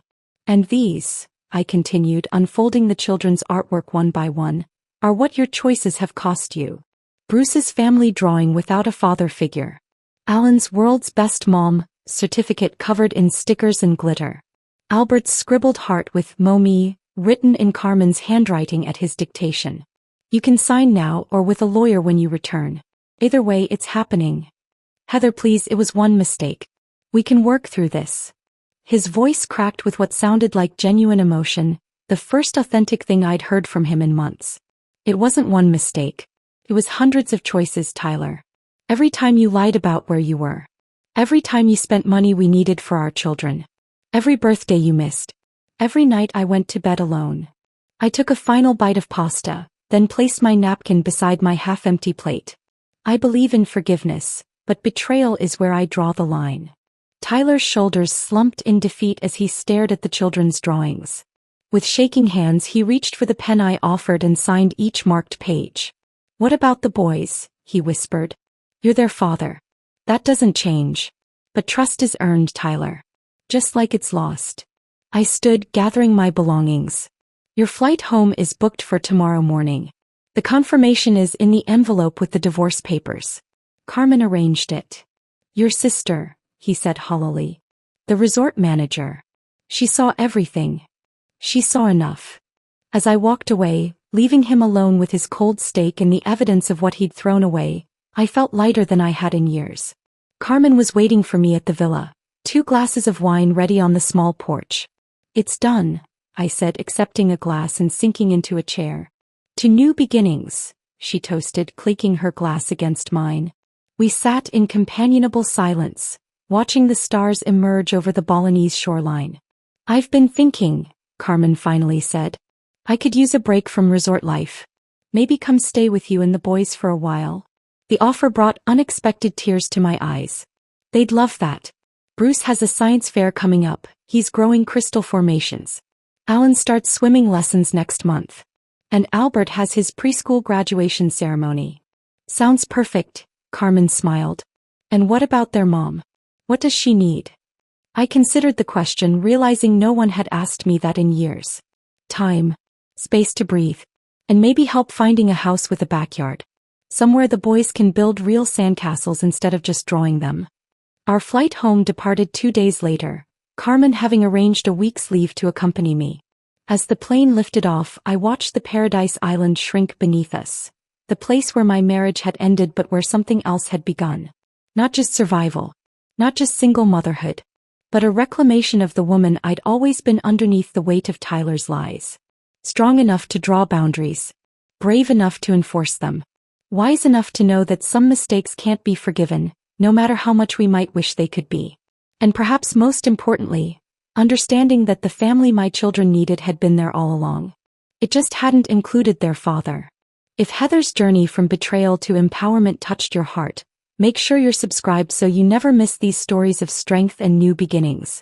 It's completely free and your support helps us share more powerful moments like this final dinner where truth was served. Thank you for being part of our community. I came home early and caught my husband in bed with my cousin. He smirked, thinking I would break down.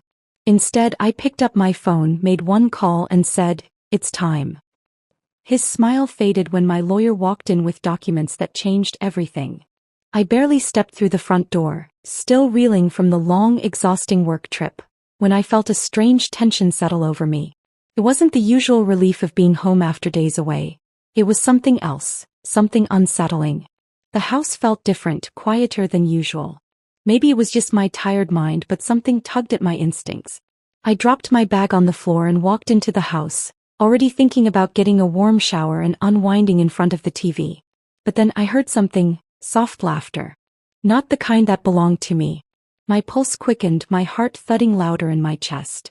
My stomach churned and I hesitated just for a moment. I tried to brush it off, but the feeling of unease only grew.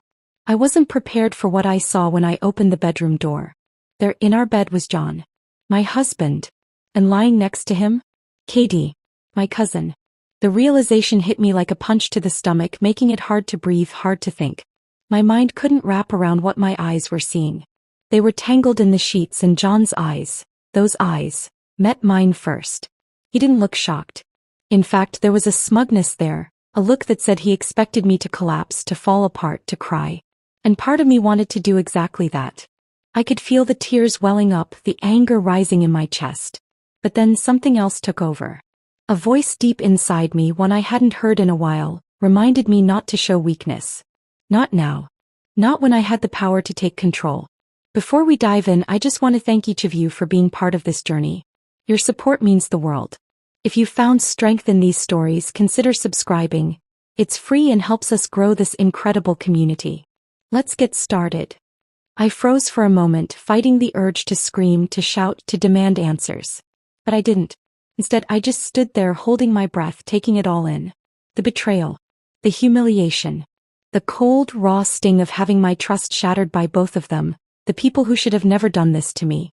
John's face twisted into a grin, his expression almost mocking, like he thought he'd won. I could almost hear his silent words. "What are you going to do now, Tessa? Cry? Beg for answers?" I didn't give him the satisfaction. I didn't say anything. I just walked out of the room and closed the door behind me, trying to steady my breathing. Every part of me wanted to collapse to the floor, to give in to the overwhelming wave of hurt and confusion. But I couldn't. Not like this. I had to think clearly. I had to do this on my terms. I made my way down the hall, my steps steady though my mind was racing. I knew I couldn't let them see my weakness. They thought they'd broken me, but they were wrong. They had no idea who they were dealing with. I'd been through too much to let something like this destroy me. I didn't waste time. I pulled my phone out of my pocket and dialed a number. My lawyer, David. He had been there for me through every major decision, every contract, every tough choice. He wasn't just my lawyer, he was someone I trusted. And now he was about to become my ally in a war I hadn't planned to fight. The phone rang twice before he picked up. His voice, calm and familiar, eased the tension in my chest just a little. "Tessa? What's up?" "It's time," I said, my voice sounding steady even though inside I felt like I was about to break. But I wouldn't. Not now. Not when this was just the beginning.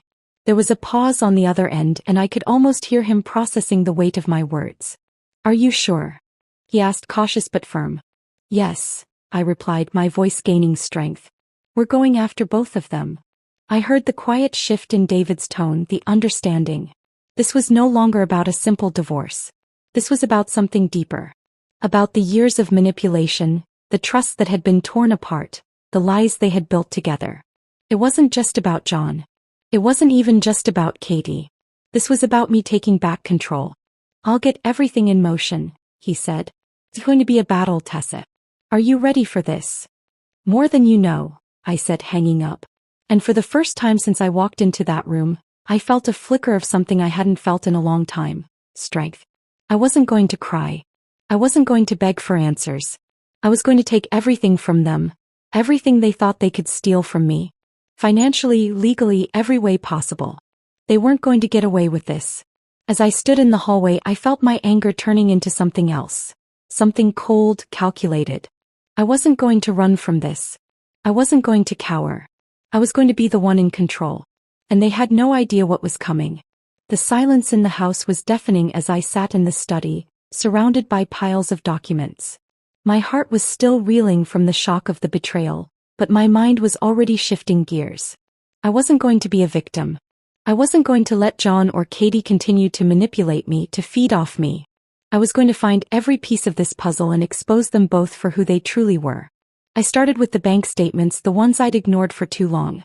I had trusted John with the financials, assuming he was doing what was best for our family. But now looking at them, I couldn't help but feel sick. How had I been so blind? Each line seemed to bleed into the next, but then I saw it. A pattern. Small charges, often less than $100, all going to businesses and accounts I didn't recognize. The amounts were insignificant enough not to raise alarms at first glance. But now, under the weight of what I knew, every one of them felt like a betrayal. It was a game to them, a slow and steady siphoning off of our resources hidden in plain sight. I picked up the phone and dialed David, needing his expertise. The conversation was brief, but the weight of his words hung heavy on me. "Look deeper, Tessa. This isn't just about personal betrayal. There's more here, I'm sure of it." I didn't need more urging. I had already begun to sense the truth. I wasn't just being cheated on, I was being used. Used by my husband. Used by my cousin. But what had they really been after? The more I dug, the more I realized how deep this web of deceit ran. Katie had always been the charming, attentive cousin. The one who listened when I needed to vent, who gave advice when I asked for it. But now I started to see it differently. I thought I'd been confiding in her, but the truth was she had been quietly gathering ammunition. Every time I'd shared something personal, something about my dreams or my doubts, Katie had been feeding it back to John, twisting my words, shaping my thoughts to suit their needs. It was a slow revelation, but the deeper I dug, the clearer it became. Katie wasn't just close to me, she was playing a game of manipulation with me as the pawn. And that, above everything, hurt the most. She was family. She was supposed to be someone I could trust, someone who would protect me. But instead she had been working alongside John to tear me down from the inside. The betrayal felt like a physical weight on my chest. My breath was shallow and my hands trembled as I flipped through more paperwork. But it wasn't just idle chatter or stolen moments of intimacy. They had turned my own financial decisions into their advantage. I could see it now clearer than ever. The house I thought we'd bought as a family home, the vacations I had believed were just our way of reconnecting. It had all been part of their plan. They weren't just cheating on me emotionally, they were robbing me. They had been siphoning off my hard work, my efforts. I could feel the anger starting to build in my chest again, hotter and fiercer than before. This wasn't just a betrayal of love. This was a betrayal of everything I had built. My career, my sacrifices, my dreams. But I wasn't about to let them get away with it. Late that night, after hours of digging through records and going over receipts, I came across something that shook me to my core. There, buried in a stack of tax filings, was a business venture that John and Katie had been running together. It wasn't a small side project. It was a full-blown operation funded with money from my own accounts. The debts, the loans, the investments, they had been using me to fuel their secret business, all while pretending to be the loving, supportive couple I thought I knew. I sat back in the chair, my mind racing. This was more than just an affair. It wasn't just John and Katie sneaking around behind my back. This was a calculated, ruthless betrayal. They had been using me as a stepping stone, taking from me while pretending to care.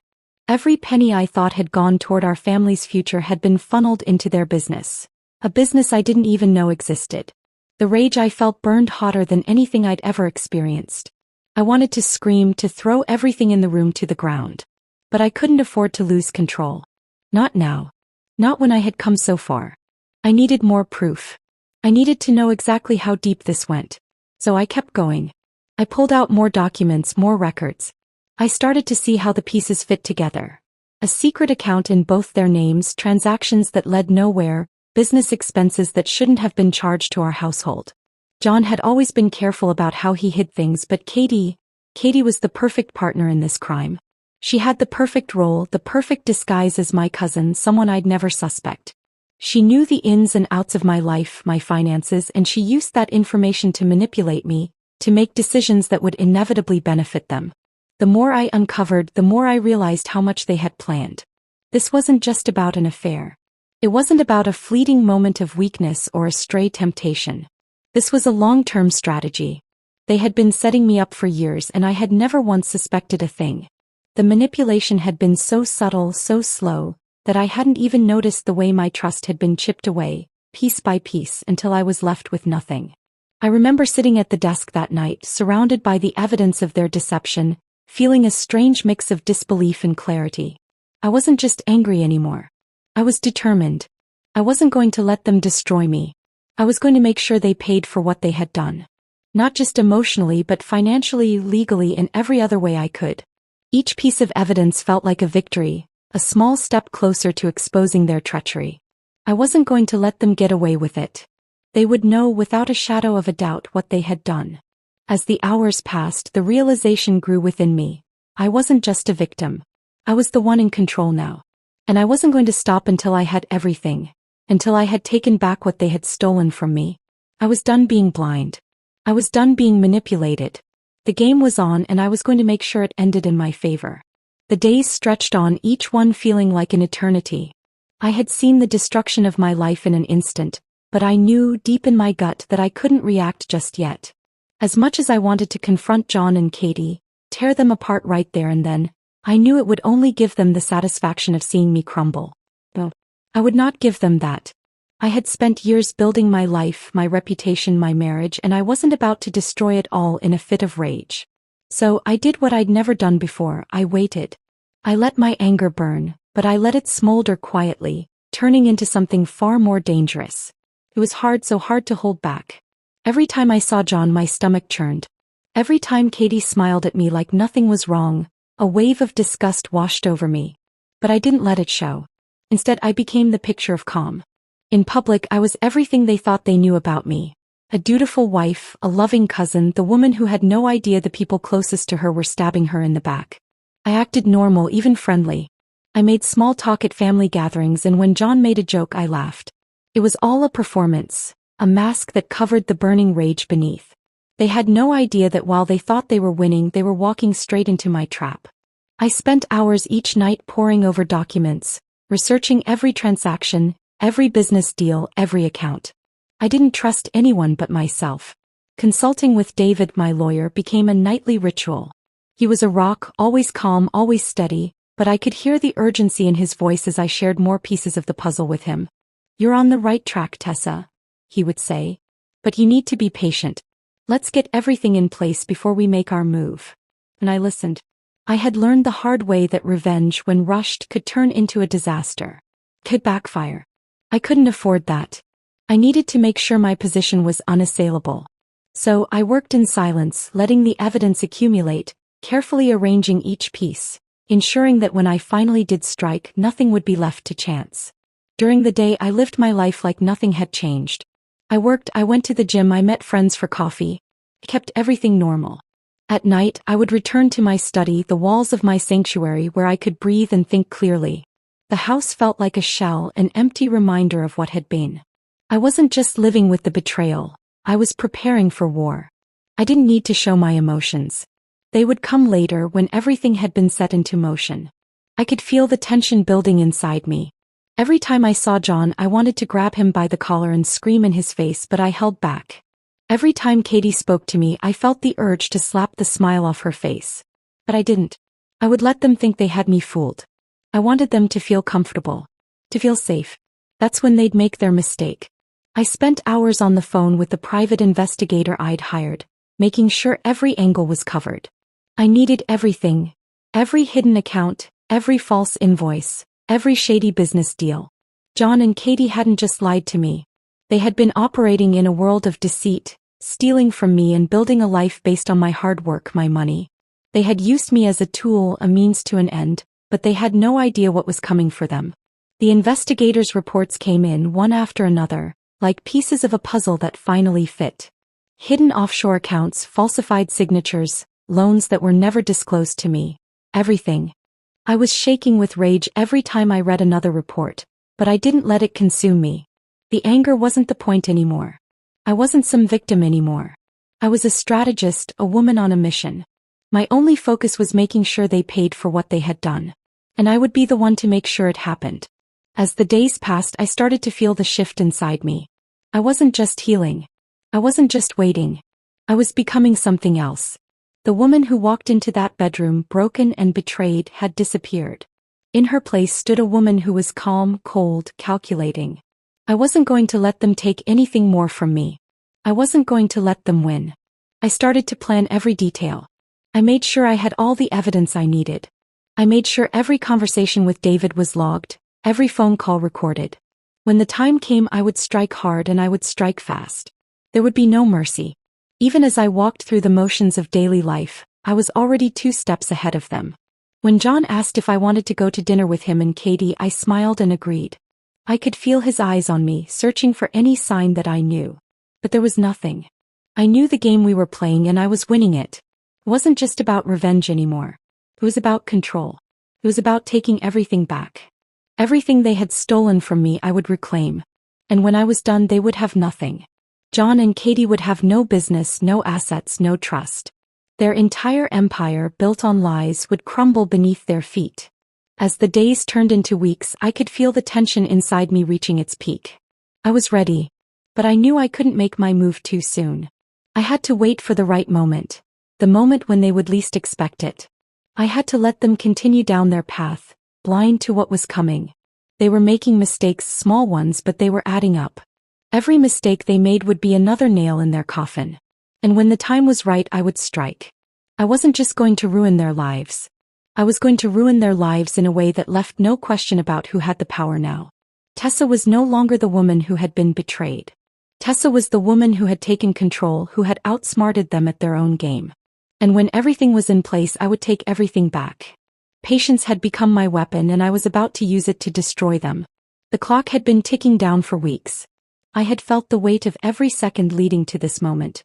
But now, as the door clicked open and my lawyer entered with a folder in hand, it felt as though the room itself had shifted. The air was thick with anticipation, a heaviness that settled deep in my chest.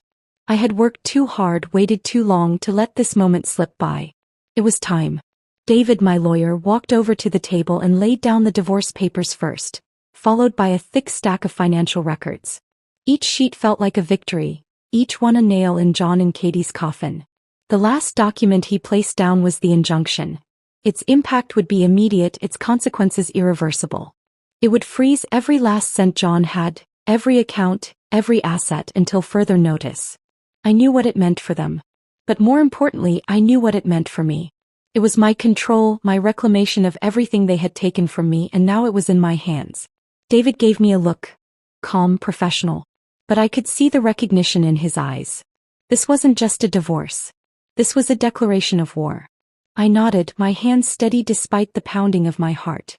I knew this wasn't about revenge. It was about ensuring that John and Katie would never get away with what they had done. They had stolen from me in ways I never imagined, and this was the reckoning. Do you want to say something before we proceed? David asked, though his tone suggested he already knew my answer. I shook my head. There was nothing left to say. My silence would speak louder than any words ever could. I had long passed the point of pleading or begging. This wasn't about me being a victim anymore. This was about them paying for their betrayal.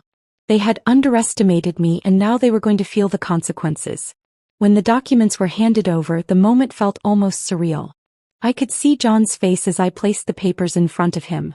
His cocky, self-assured expression faltered, just for a moment, before he quickly masked it with confusion. He glanced at Katie, whose face turned pale when she saw the divorce papers. I could almost hear her thoughts. This wasn't part of the plan. This wasn't supposed to happen. But I knew it was coming. They had lived their lives as if they were untouchable, hiding behind lies and deceit, manipulating everything in their path.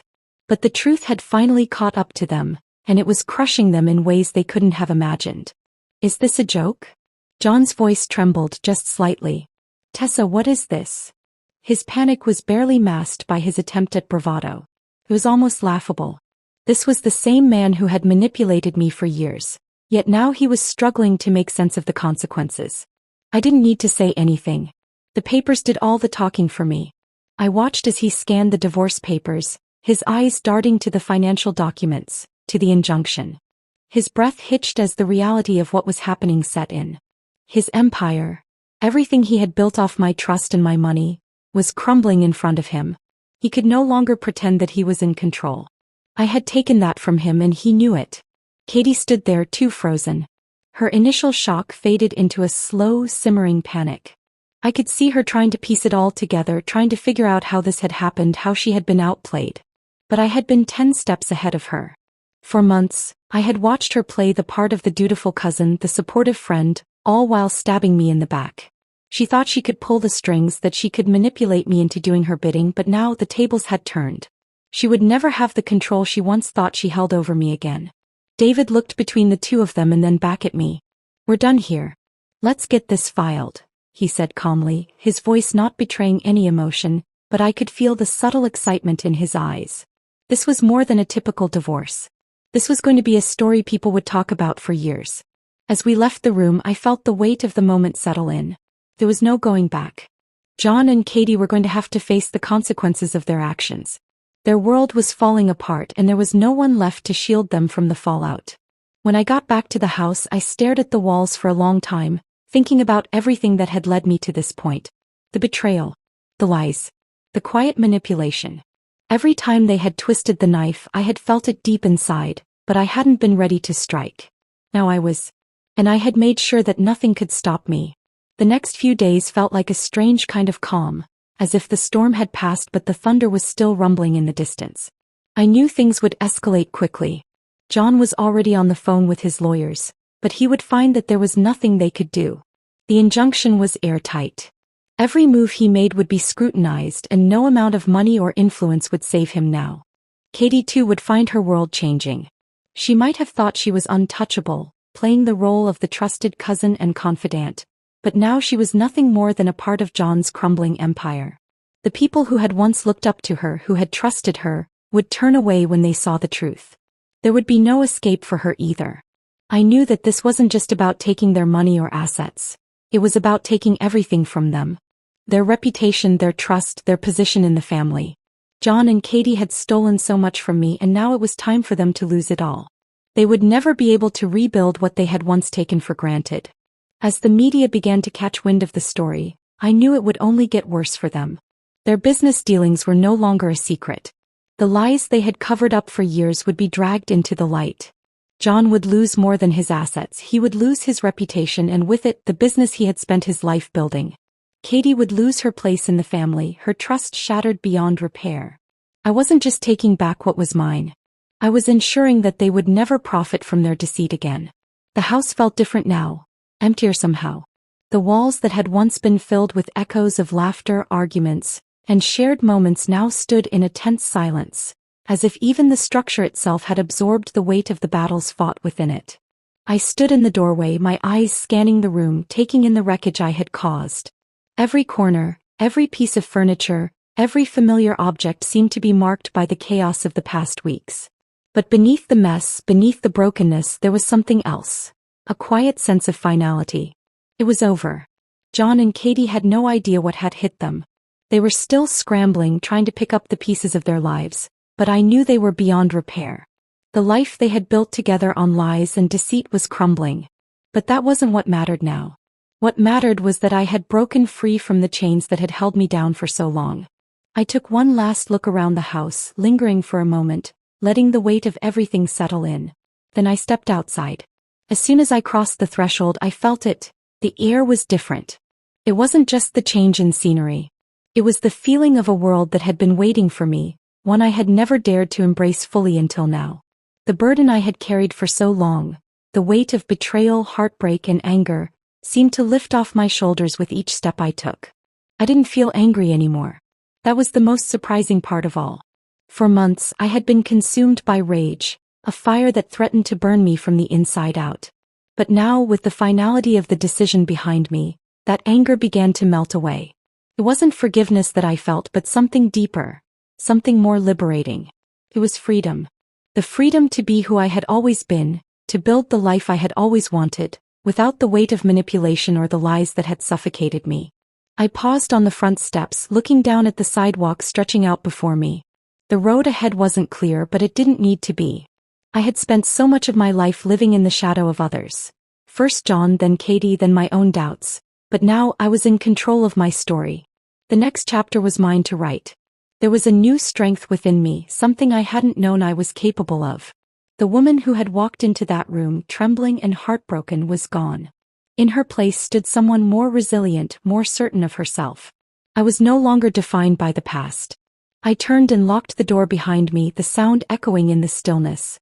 It wasn't just the door to the house that I was closing. It was the door to a life that had been built on lies. And with that one motion I felt the last tie to that world snap. The sun was low on the horizon, casting a warm golden glow across the street. I breathed deeply, savoring the fresh air. Felt like I was stepping into a new beginning, and in some ways I was. But there was no room for looking back. No room for wondering if I had done the right thing. The decision had been made and there was no going back now. The pain of the past had shaped me, yes, but it no longer had control over me. As I walked away from the house, I didn't know exactly where I was going, but I felt a sense of purpose stirring inside me. I had been running from myself for so long, from the pain, from the hurt, from the fear of what life might look like without the crutch of my marriage. But now, for the first time in years, I felt like I could stand on my own. The woman who had been betrayed, who had felt small and powerless, was no longer there. I had shed that skin, and what emerged was someone stronger. Someone who had survived and learned from it all. I thought about the road ahead, about what it would mean to rebuild my life from the ground up. It wasn't going to be easy, but nothing worth having ever is. I had no illusions about the challenges that lay before me. The world wouldn't suddenly fall into place just because I had walked away from John. The scars of the past wouldn't magically disappear. But they no longer had the power to hold me back. I had the power now. I walked with a new kind of confidence, my steps steady and sure. It felt like reclaiming my life, like taking back something that had been stolen from me. I wasn't afraid anymore. The woman who once cowered in silence was gone. In her place was someone who knew her worth, someone who had learned the hard way how to stand tall. The first few days were quiet. I didn't rush into anything. I spent time alone, reflecting on the journey I had taken and the woman I had become. It was both a moment of healing and a moment of reckoning. I understood now that pain was not my enemy, it was a teacher. I had allowed myself to be consumed by it for too long, but now I was finally in control of it. I could use it as fuel to build something better, something stronger. But it wasn't just about healing. It was about growth. I began to think about the future, about the things I wanted to do, the life I wanted to build. It wasn't going to be the life I had once imagined with John, but that life was gone now. It was a blank slate and I was the artist. I could create something new, something all my own. In the weeks that followed, I slowly started to put myself back together. I reached out to friends, people I had distanced myself from during the marriage. I began doing things for myself. Small things like taking up yoga again or signing up for a cooking class. Each step was a reminder that I was allowed to take up space in the world, that I didn't have to shrink myself to make others feel comfortable. I also focused on rebuilding my career, something that had been put on the back burner during my marriage. I hadn't realized how much of myself I had given up until I started picking up the pieces again. It was exhilarating, challenging, yes, but exhilarating. I had a fire inside me now, and it wasn't going out anytime soon. And through it all, I learned the most important lesson of all. Power doesn't come from revenge. It doesn't come from making others suffer or watching them fall. Real power comes from owning your own story, from choosing to move forward even when everything around you tells you to stay stuck. The more I walked away from the wreckage of my past, the more I realized that I was the one who held the key to my future. The woman who had once felt broken was now whole, and nothing could take that away from me. As I stood at the edge of a new chapter, I felt an overwhelming sense of peace. I was free. In the weeks that followed, I settled into a new rhythm. The chaos of the past, the intensity of my decisions, and the weight of my losses all began to fade into the background. Life moved forward and so did I. But it wasn't without effort. It wasn't as simple as just waking up one day and deciding to be happy. I had to face the mess that my life had become, one piece at a time. But I was no longer the woman who had been broken by betrayal. I was someone different now, someone who was learning to rebuild. The hardest part, I realized, wasn't the business deals or the loss of my marriage. It was finding myself again. For so many years, I had defined myself through the lens of my relationships. I had been a wife, a daughter, a cousin. Those roles had consumed me, shaped me, and defined the way I saw the world. When those roles disappeared, when the life I had built crumbled, I felt as though I had lost my identity. The woman I saw in the mirror seemed unfamiliar. Who was I now? It took time. But slowly I started to peel back the layers. I took a deep breath and began to explore who I was outside of the roles I had played for so long. I wasn't just the woman who had been betrayed. I wasn't just the woman whose marriage had fallen apart. I was someone with desires, ambitions, and dreams that had been put on hold for far too long. And it was time to reclaim them. At first I focused on small things. Simple pleasures I had neglected. I rediscovered hobbies I once loved. Reading novels that had once filled me with joy, sketching in a notebook just for myself, and taking walks through the city streets without worrying about anything other than the present moment. These were little victories, but they were important ones. They were the building blocks of my healing. But soon I realized that it wasn't enough to rebuild my personal life. I had to reclaim my professional identity too. For too long, I had put my career on the back burner, always supporting others but never fully supporting myself. I had neglected my passions, the things that had once driven me, for the sake of my marriage and my family. Now I had the time and the freedom to pour myself into those passions once again. I started small. A freelance project here, a collaboration there. The first few steps felt shaky, like I was learning to walk again after years of stumbling. But with each success, however small, my confidence grew. I started to trust my instincts once more, and I felt the fire that had been smoldering inside me for years begin to reignite. It wasn't just about business success. It was about finding joy in the work I did. I rediscovered a side of myself I had buried, and it felt like an awakening. As my career began to thrive again, I made a conscious effort to surround myself with people who were different from the toxic influences of my past. No more manipulative friends, no more hollow relationships that drained me. I surrounded myself with individuals who lifted me up, who genuinely supported me. People who showed me what true loyalty and trust looked like. There was no pretension in these new relationships. They were honest, grounded, and most importantly, real. I made new friends, real friends. People who didn't care about my past or the mistakes I'd made, who didn't view me through the lens of the woman who had been wronged, but instead saw me as someone strong and independent. Those were the people who helped me heal the most, not through words or grand gestures, but through their steady presence and the simple act of being there. In the months that followed, I began to take more risks, small, calculated ones at first. I traveled to places I had always dreamed of seeing but never had the chance to visit. I explored new cities, tasted new foods, and took in the beauty of the world around me. I saw sunsets in places I had only ever read about, and I felt a sense of freedom that I had never known before. Each trip was an opportunity to reset, to reclaim the parts of me that had been lost. But travel wasn't the only way I was rebuilding. I started to remove the people from my life who were still tied to my past, those who clung to the narrative of the woman who had been betrayed. I didn't need those reminders anymore. I needed to move forward, and the only way to do that was to cut the dead weight loose. It was hard at first to let go of certain friendships, but I knew it was necessary for my growth. I was no longer the victim of my circumstances. I had learned that the only thing holding me back was myself. And then one day I met him. I had stopped looking for love, at least I thought I had. The scars from my marriage were still fresh, and I wasn't interested in complicating my life with another person. But he came into my life in the most unexpected way. We met through a mutual friend, and from the moment we started talking, I felt something shift inside me. He didn't look at me with pity or sympathy. He didn't know my past, and he wasn't trying to save me. He saw me for who I was now, a strong, capable woman who was building something new. He was different. He didn't ask about my history or press me about my past relationships. We built our bond slowly through shared interests and mutual respect. With him, I didn't feel like I was defined by my past mistakes or betrayals. I felt like I was seen for who I was in the present. And for the first time in years, I felt the stirrings of real companionship. It wasn't about him fixing me or completing me. It was about us building something together based on trust and understanding. I wasn't ready to jump into a new relationship right away. I needed time to process everything I had been through, and I wasn't about to let someone else's expectations define me. But with him there was no rush. We moved at our own pace, letting things unfold naturally. And as I spent more time with him, I realized that he wasn't the only one who had changed. I had transformed too. The emotional void that John and Katie had left behind was slowly being filled with healthier relationships and personal growth. I wasn't looking for validation anymore. I wasn't searching for someone to tell me I was worthy. I already knew that I was. In the quiet moments when I took a step back and looked at my life, I realized how far I had come. The pain of the past still lingered, of course, but it no longer defined me. It was a part of my story, yes, but it wasn't the story. I had learned to use my past as fuel, to turn the ashes of my former life into the foundation for something new.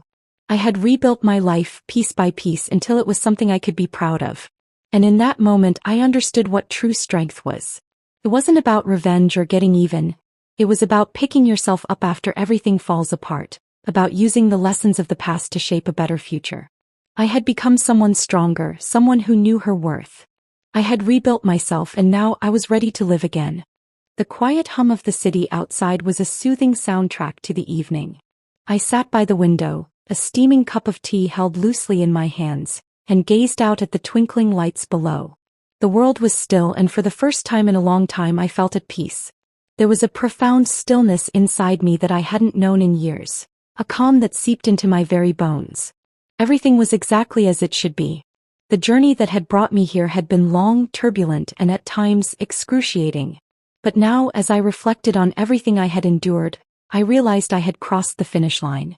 I had done the work, the emotional labor that no one could see. I had rebuilt my life from the ashes of betrayal, and it was a life I was finally proud to live. The anger that had once boiled in my chest, a fire that consumed me in my darkest moments, had faded. It wasn't gone exactly, but it had transformed into something else. Something more powerful, more enduring. It had become acceptance. I no longer carried the weight of the past like a burden, dragging it along with me everywhere I went. Instead, I had woven it into the fabric of who I was. It was a part of me now, yes, but it didn't define me. I had faced the worst of myself in those early days. I had seen the anger, the hurt, the raw, bleeding wound that was my heart, and I had faced it head-on. I had screamed, cried, and fought with the world around me, asking how this could happen, why it happened to me. And I had found no answers, only the harsh reality that some things were beyond my control. But in that acceptance I found strength. It was an odd feeling, one I hadn't expected. I had been so focused on seeking justice, on exacting my revenge, that I hadn't realized the ultimate victory was simply in learning to let go. As I sat there, the light from the city casting soft shadows over my reflection in the window, I couldn't help but marvel at how far I had come. It had been a process. There was no quick fix, no instant transformation. Each step had been deliberate, each action carefully thought out, but the journey had been worth it. I wasn't the same woman who had stood in that courtroom months ago, clutching divorce papers like they were the only thing keeping me afloat. That woman was gone. And in her place stood someone entirely new, someone who had found peace not in revenge but in self-discovery. I had won. But the real victory hadn't been in taking down John or Katie, though that had been a satisfying chapter of the story. No, the real triumph had been the quiet, unassuming victory of rebuilding myself. The strength I had cultivated, the resilience I had found in the darkest corners of my soul. Those were the things that mattered. The revenge that had once felt so necessary now seemed small, petty even. What had happened to John and Katie, whatever that was no longer my concern. Their downfall, their failure wasn't what had changed me. What had changed me was the act of walking away, of rebuilding my life from the inside out, of taking back my power piece by piece. There had been moments of doubt along the way. I'd stumbled, fallen, questioned whether I was making the right choices. But in the quiet of that evening, with nothing but the distant sound of traffic and the soft ticking of the clock beside me, I understood something deep and profound. Happiness was not something that could be given to me. It wasn't something someone could hand me like a prize. It wasn't something that came with revenge or the approval of others. Happiness was something I had to create for myself, and I had done it. There were no more dark nights spent staring at the ceiling, wondering if the pain would ever stop. There were no more moments of self-doubt, no more wondering if I had made a mistake in leaving. I had healed slowly but surely, until I was no longer the woman who had been betrayed. The betrayal, the lies, and the heartbreak no longer held the power they once did. They no longer had a grip on me, twisting my heart with each passing day. I had broken free. What had been a source of agony for so long had transformed into something more meaningful. The pain of my past had become the foundation of my strength. I wasn't angry anymore. I wasn't sad or broken. I was whole. I could finally see it for what it was. The pain had been a lesson, and in learning from it, I had grown. It was as if the fire that had once threatened to consume me had been tempered and forged into something strong and lasting. I leaned back in my chair, my gaze still fixed on the city lights outside. It was a new day. A new chapter. I had no idea what was ahead of me, but for the first time in ages I wasn't afraid. I wasn't afraid to live, to love, or to fail. I wasn't afraid to dream again, to rebuild from the ground up, and to embrace whatever came next. The future was mine to shape. It felt like an odd sort of freedom, one I hadn't known existed until now. The freedom to choose, to define myself by my own terms. No more did I feel the need to explain myself to others or seek their approval. I no longer measured my worth by the standards of the people who had hurt me or judged me. I was enough just as I was. In the quiet of that evening, a strange sense of gratitude began to bloom inside me. It wasn't for the betrayal, of course, not for the hurt or the lies. But I was grateful for the lessons I had learned, the strength I had discovered within myself. I was grateful for the resilience that had carried me through the darkest moments, for the clarity that had come with time. I was grateful for the woman I had become. As I sat there, reflecting on the chaos that had once defined my life, I realized that I didn't regret a single step of the journey. Not the pain, not the heartbreak, not the anger. It had all led me here to this moment of clarity. And in that clarity I found peace. This was my life now. I had reclaimed it piece by piece. I had found myself again in the wreckage of the past, and I had built something stronger from the ruins. No one could take that from me. I was the author of my own story, and I had finally written the ending I had always deserved. I took a deep breath, feeling the cool evening air wash over me through the open window. It was time to step forward. The morning light filtered gently through the blinds, casting soft shadows across the room. Tessa sat on the edge of her bed, her feet planted firmly on the floor, and for the first time in a long while she felt at peace. It wasn't just the quiet of the room or the stillness of the morning. It was something deeper. She had stepped into her new life, a life she had fought for, a life she had rebuilt. And for the first time in years she felt truly free. The weight of the past no longer pressed down on her chest. No longer did she wake up with the heaviness of regret, the sharp sting of betrayal, or the uncertainty of what the day would bring. Now every morning was a gift, a fresh start, a chance to live without the shadows of what had once been, to embrace the day with gratitude and openness. Her mind drifted to the past, to the moments that had shaped her, those late-night tears, the sleepless nights where she had questioned her worth, the hurtful words spoken in anger. She used to carry those memories like chains around her heart. But now they were just that, memories. The chains had long since been broken, and the woman who had once been shackled by her pain was no longer here. The new Tessa, the woman who stood tall and unshaken, was free.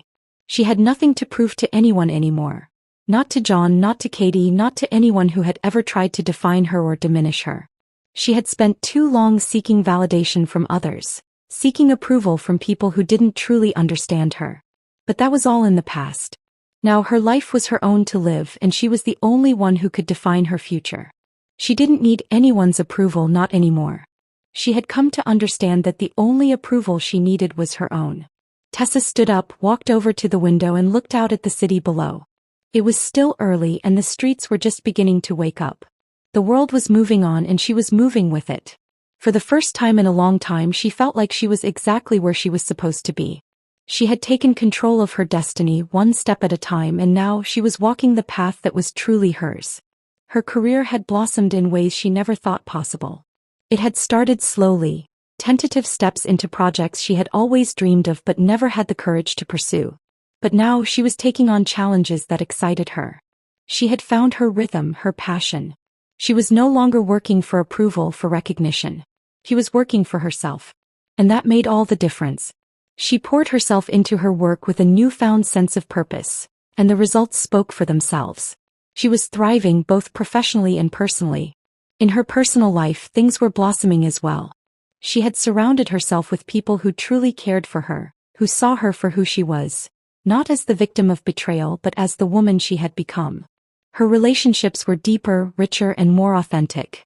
She had learned to trust again, but this time the trust wasn't about expecting others to save her. It was about trusting herself, knowing that she was capable of handling whatever life threw her way. And perhaps most importantly, Tessa had learned to love herself. The journey had not been easy, but she had reached a place where she could look in the mirror and smile. She could see the woman staring back at her. The woman who had survived, who had thrived, who had become stronger with every challenge. She was proud of who she had become, and that was a feeling she had never truly allowed herself to experience before. Self-love was no longer a foreign concept. It was the foundation of everything she did. Forgiveness had been one of the hardest lessons to learn. It wasn't for John or Katie, not in the way most people would think. She didn't forgive them for their sake. She forgave them for hers. Holding on to that anger, that resentment, it had only weighed her down. It had kept her tied to the past, to the people who had hurt her, and it had stolen her peace. Forgiveness didn't mean forgetting what had happened. It didn't mean excusing the betrayal. It simply meant letting go. It meant releasing herself from the grip of anger that had once consumed her. The first time she truly forgave, it felt like a weight lifted off her shoulders. It wasn't easy and it didn't happen overnight, but with each passing day it became easier. She learned that forgiveness wasn't about the other person, it was about freeing herself. And in doing so she had unlocked a new level of peace, a peace that she had longed for but never thought she would find. The scars of betrayal, the emotional wounds that had once seemed so deep, would always remain. But they no longer defined her. They were simply reminders of her journey. They were the marks of a woman who had fought her way back from the edge, who had learned to rise again no matter how many times life had knocked her down. Those scars told a story, and it was a story she was proud to tell. Tessa knew now that she was no longer the woman who had been broken by lies, the woman who had been left in the dust, or the woman who had clung to a love that wasn't real. That woman was gone. The woman who had emerged from the ashes was someone entirely different. She was strong, resilient, and wise. She had learned not just to survive but to thrive. With each passing day she grew more confident, more comfortable in her own skin. She had shed the layers of doubt and insecurity that had once clung to her, and now she was free to be herself. She had come to understand that life was not about avoiding the storms. It was about learning how to dance in the rain. And now she danced with all the grace of a woman who had been through the fire and come out stronger on the other side. Her future was hers to create. And though she didn't know exactly what lay ahead, she was no longer afraid. She had learned that the road to happiness didn't always follow a straight path, but she was ready for whatever twists and turns it brought. No matter what happened, she knew she could handle it. She had proven that to herself time and time again. Tessa stood tall, looking at her reflection in the window. For the first time in years she smiled. Not the smile of someone who was pretending to be okay, but the smile of someone who truly was. The road behind her had been difficult, but it had led her to this moment, and for that she was thankful. She had become the woman she was always meant to be, and there was no turning back. Her new beginning was more than just a fresh start. It was a declaration. A declaration that she was no longer defined by her past, no longer bound by the mistakes of others. She was free. And that, in itself, was the greatest victory of all.